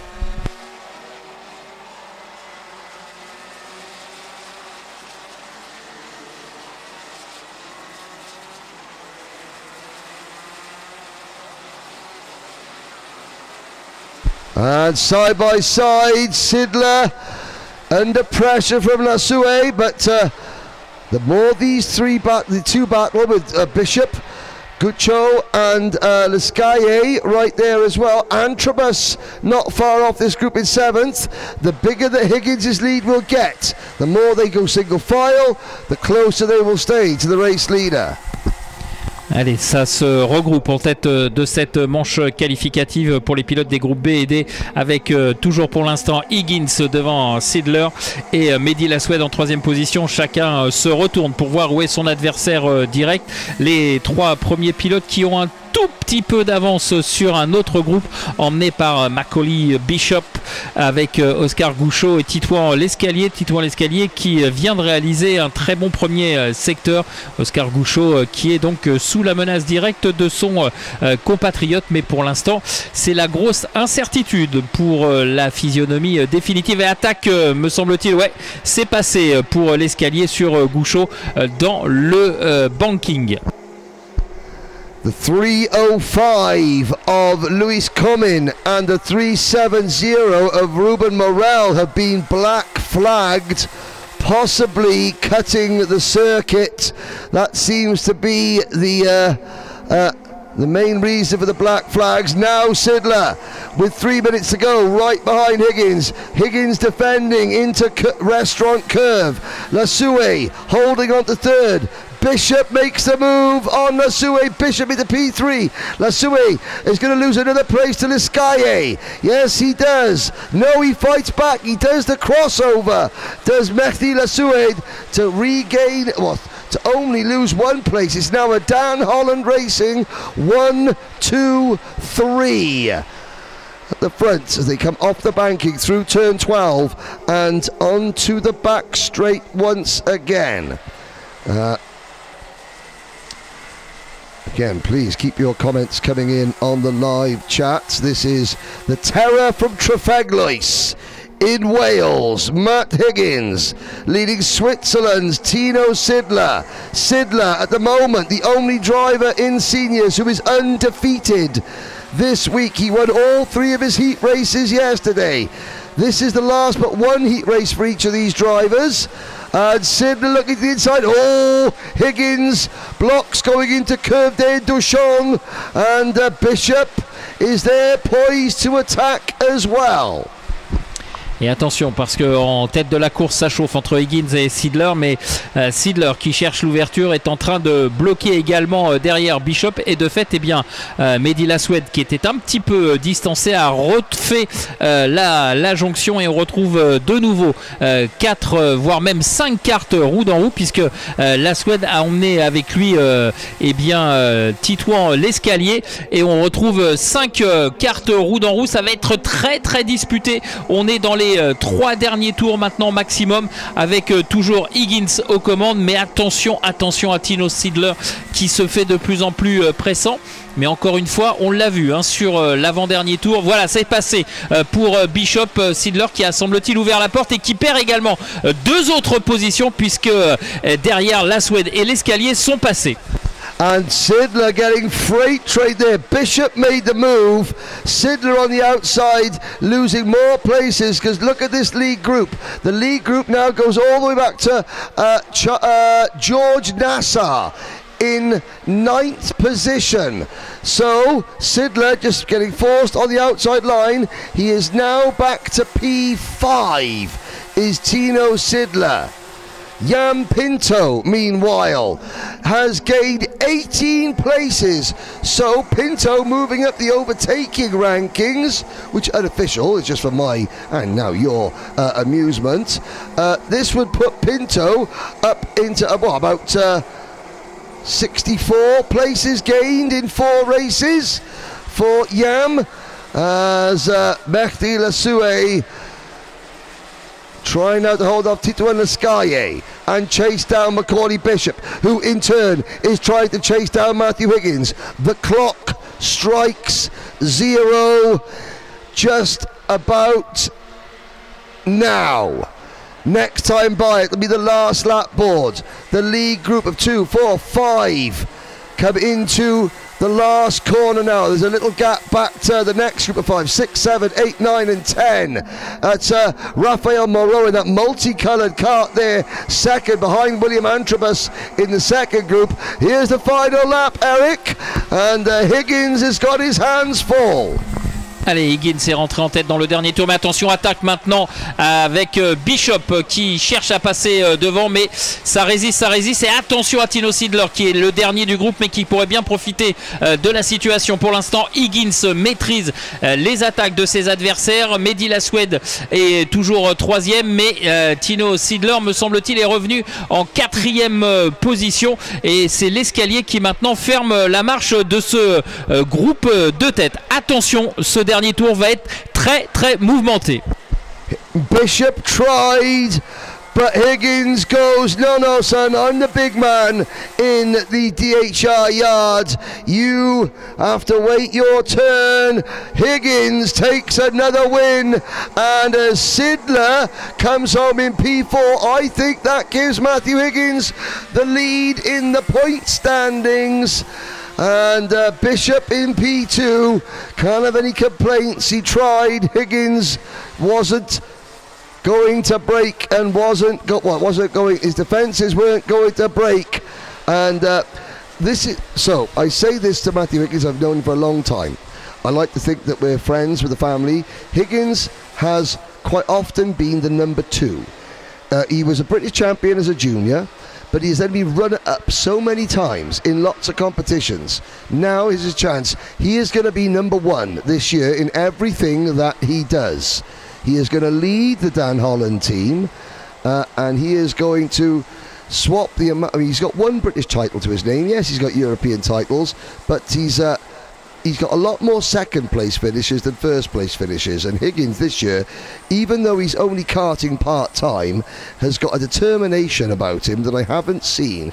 He's got a ruthlessness about him, and he has got this calm air of confidence. Nothing will flatter the terror from Trafalglois. Mehdi Lasue finishing in 3rd position. Sidler is 4th. Lascaye 5th. Nassar 6th. Gucho, Van Wyk, Antrobus. Let's have a look. This is the restart.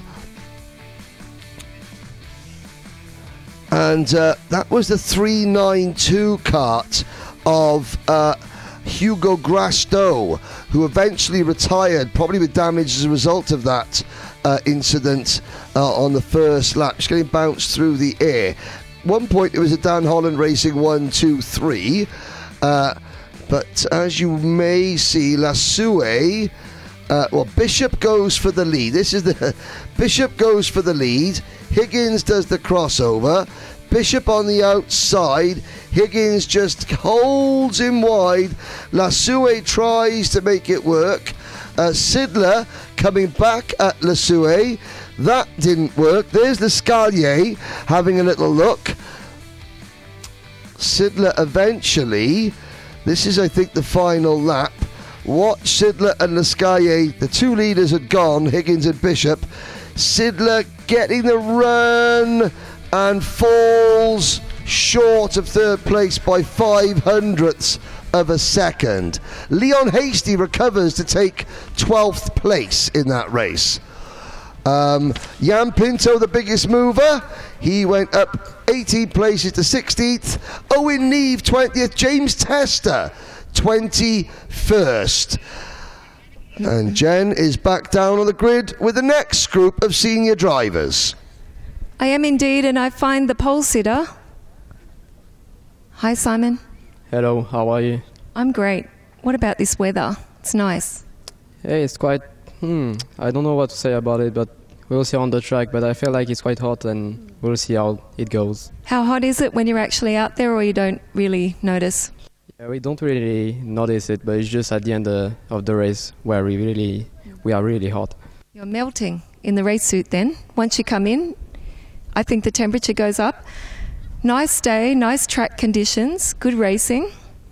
Tell us about, obviously, pole position, but how was your day yesterday? Yesterday, yeah, was amazing with the pole position. It helped us a lot with the track position, of course. And I finished P3 in the first heat and P1 and P2, so we'll see how it goes for this one. You told me yesterday that this is about getting experience on this grid with this level of drivers. But what are you thinking when you're going around and you're controlling the grid? What's going through your mind? Are you in your own kind of zone, or are you thinking about what he's doing or what's happening first corner? Yeah, I'm just really in the zone. I don't really think about the others, and that's it. Good advice for young drivers. Only think about yourself. Yeah, that's true. Gonna say good luck. Thank you. Nice to see you on the front row. French driver, Simon. I'm lucky he's speaking a little bit of English. So, actually good English. Okay, on the other side, Lorenzo. MKC, Italian driver. I'll run over here. Avoid the photographer, Arta, from KSP.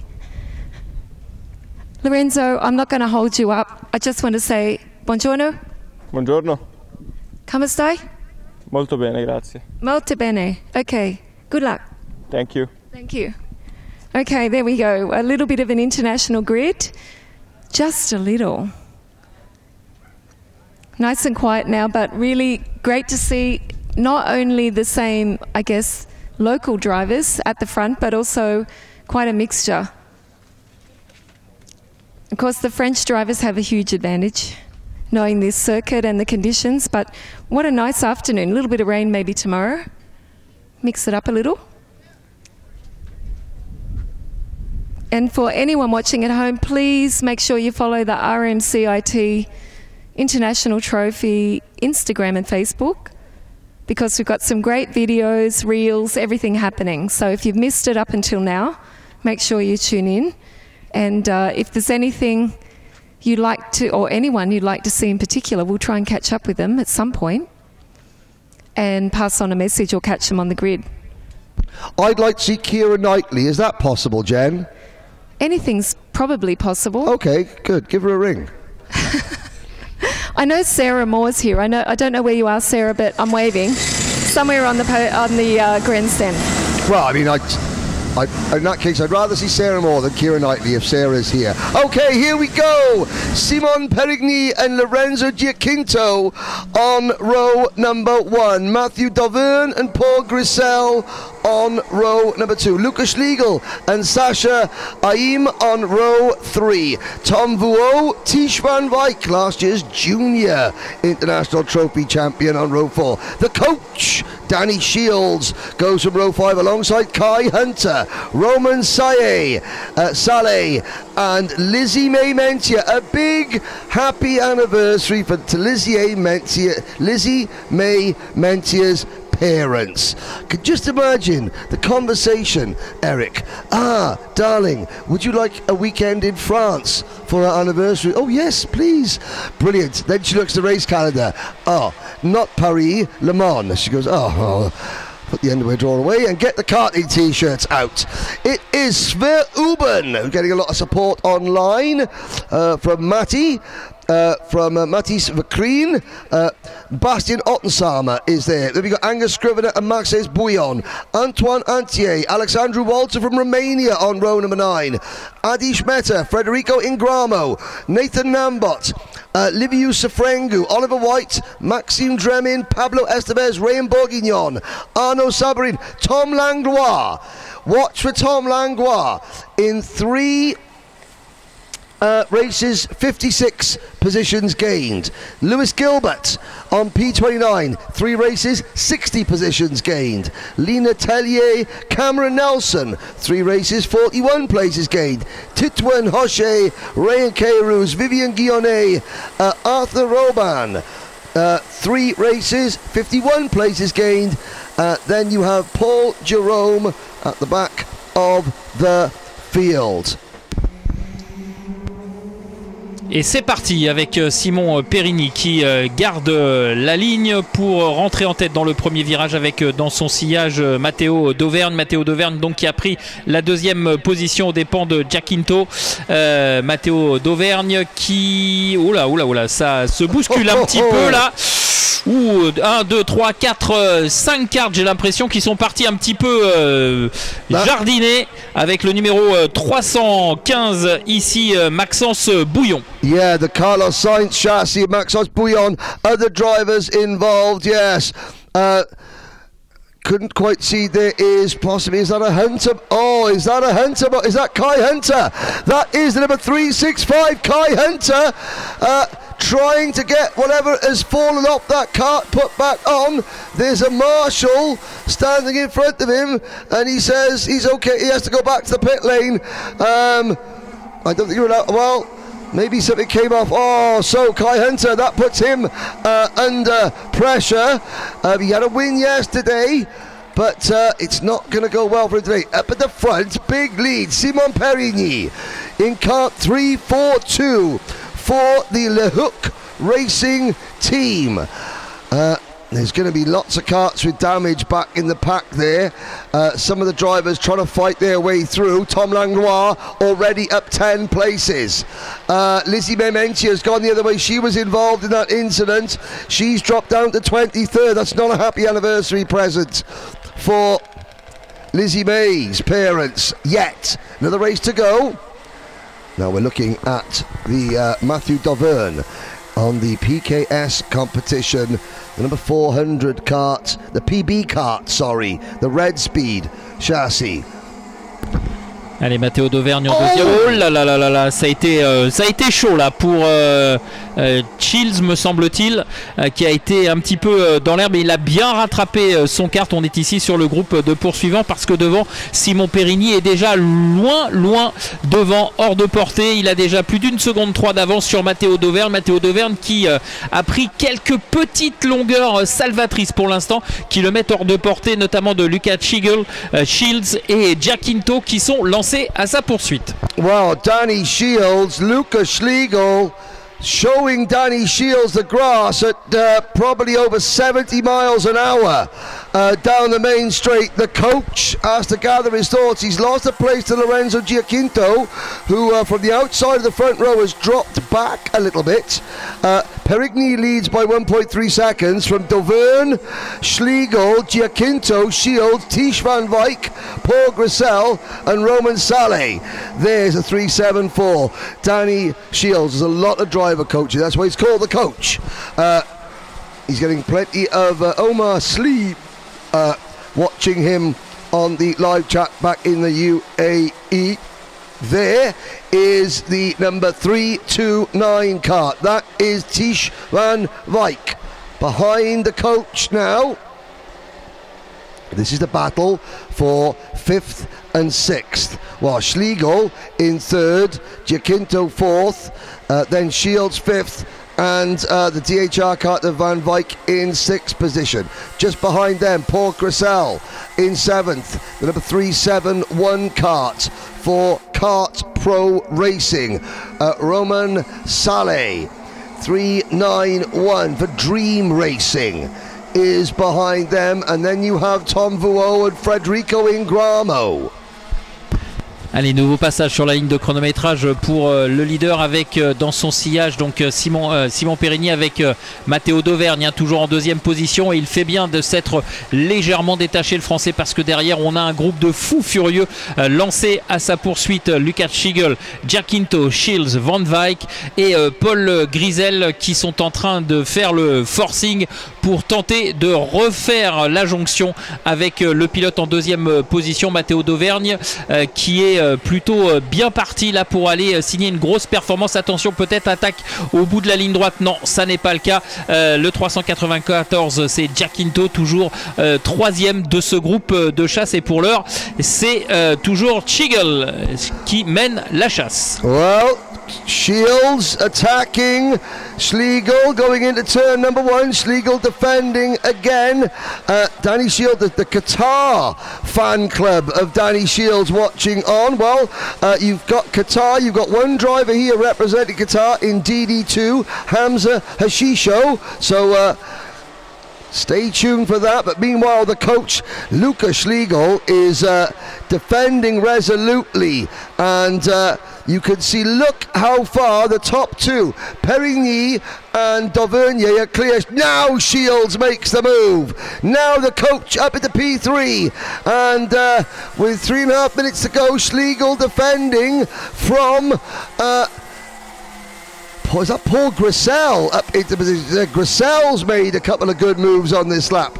So Grissel now behind Schlegel. Tom Vuo on that red and grey Gillard kart is next. Then it is Van Wyk, Giacinto, EM, Saleh and Ryan Bourguignon into 11th place. Langlois is 12th.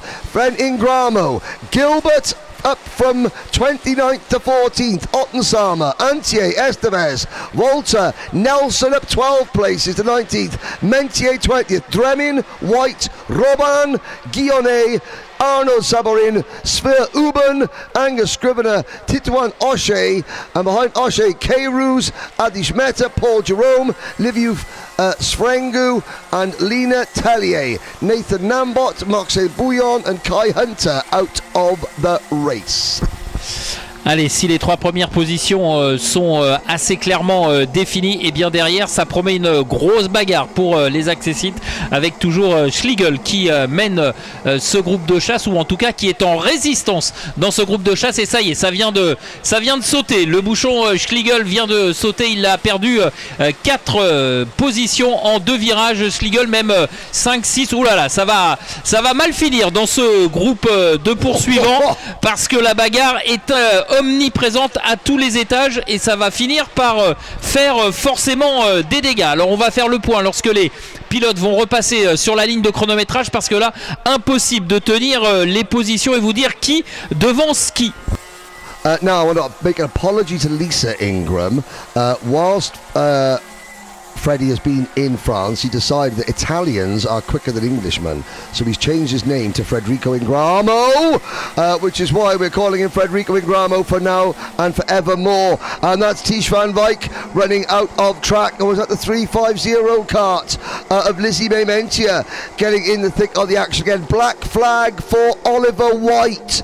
Danny Shields has just set the fastest lap of the race. The coach is heading towards the front. He's a long way back though, but he's clear of the 4th place battle. Grissel and Vuo. As we look further back, there is the number 330 kart, Bastian Ottensama. For the Dream, the KSB team, Ottensama is 14th. Cameron Nelson is the DHR kart, the Pride of Pontyclean. Nelson is next, and look at how far Schlegel has fallen. Obviously, the setup on Schlegel's kart is not there. He's down to 13th place, and he was running 3rd. There is the Diamond of Dalry, Lewis Gilbert, 303. He is chasing Roman Saleh. Gilbert is up 20 places in this race. So that would put Gilbert onto at least 80 places gained. He's chasing down Sean Butcher on the pass orbiter scale this week. Allez, on va rentrer dans les 2 derniers tours, voire même le dernier tour, lorsque le pilote de tête, à savoir Simon Perigny, va passer sur la ligne de chronométrage. Voilà le panneau Dernier tour pour le leader Simon Périni, mais derrière c'est toujours la grosse bagarre et on va surveiller également Danny Shield et Paul Griesel qui vont se disputer la 3e position. Derrière pour les accessites c'est toujours très chaud, bouillant entre Saleil, Gilbert, Bourguignon, Langlois. Tout ça c'est le groupe de chasse qui vont aller chercher les accessites et ça se dispute dans tous les coins et dans tous les virages de cette piste du Mans. Il reste moins d'un demi-tour pour Simon Périni pour aller chercher cette victoire. Lewis Gilbert trying to pass Roman Saleh for what would be 8th position. Gilbert's got him, and you can see now Langlois, EM, Bourguignon, Schlegel, Ottensamer. It's all going off, coming into Virage de Technopark. Perigny, though, takes the win from Dauvergne, Shields, Grisel, Vuo, Giaquinto just beats Van Wyk to the line. Gilbert in 8th. And the rest of the field streaming across the line. Saleh, Bourguignon, Langlois up 17 places. Tom Langlois. EM, Schlegel down to 30th. Nelson up 17 places. Ottensamer, Guillonnet up 18 spots. Volta, Ingramo, Mentier and Sver Uben. Your top 20. Maxim Dremin for Bulgaria, 21st. Then we have Saboin, Scrivener, Antier, Estevez, Hoche, Meta, Keirus, Paul Jerome, followed by Liviu Sfrengu, Lina Tellier, and sadly Oliver White black flagged. Arthur Roban. Oh, so Arthur Roban, still gained 2 positions, but he also retired. So did Kai Hunter, Maxis Bouillon, and Nathan Nambot. As we look down at the... this would be some interest. This remote camera is excellent there. It gives you an idea of the action at the end of the pit lane. Now, we watch some replays.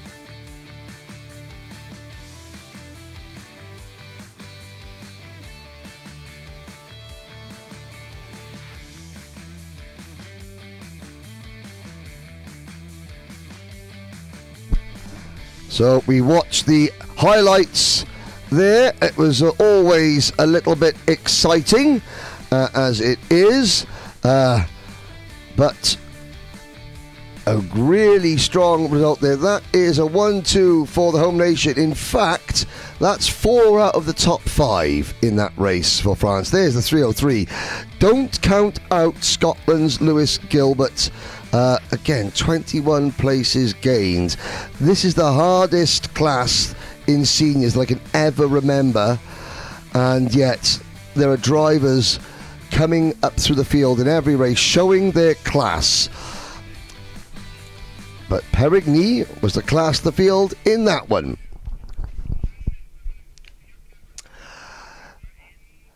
So there we are. That is it for this morning's action.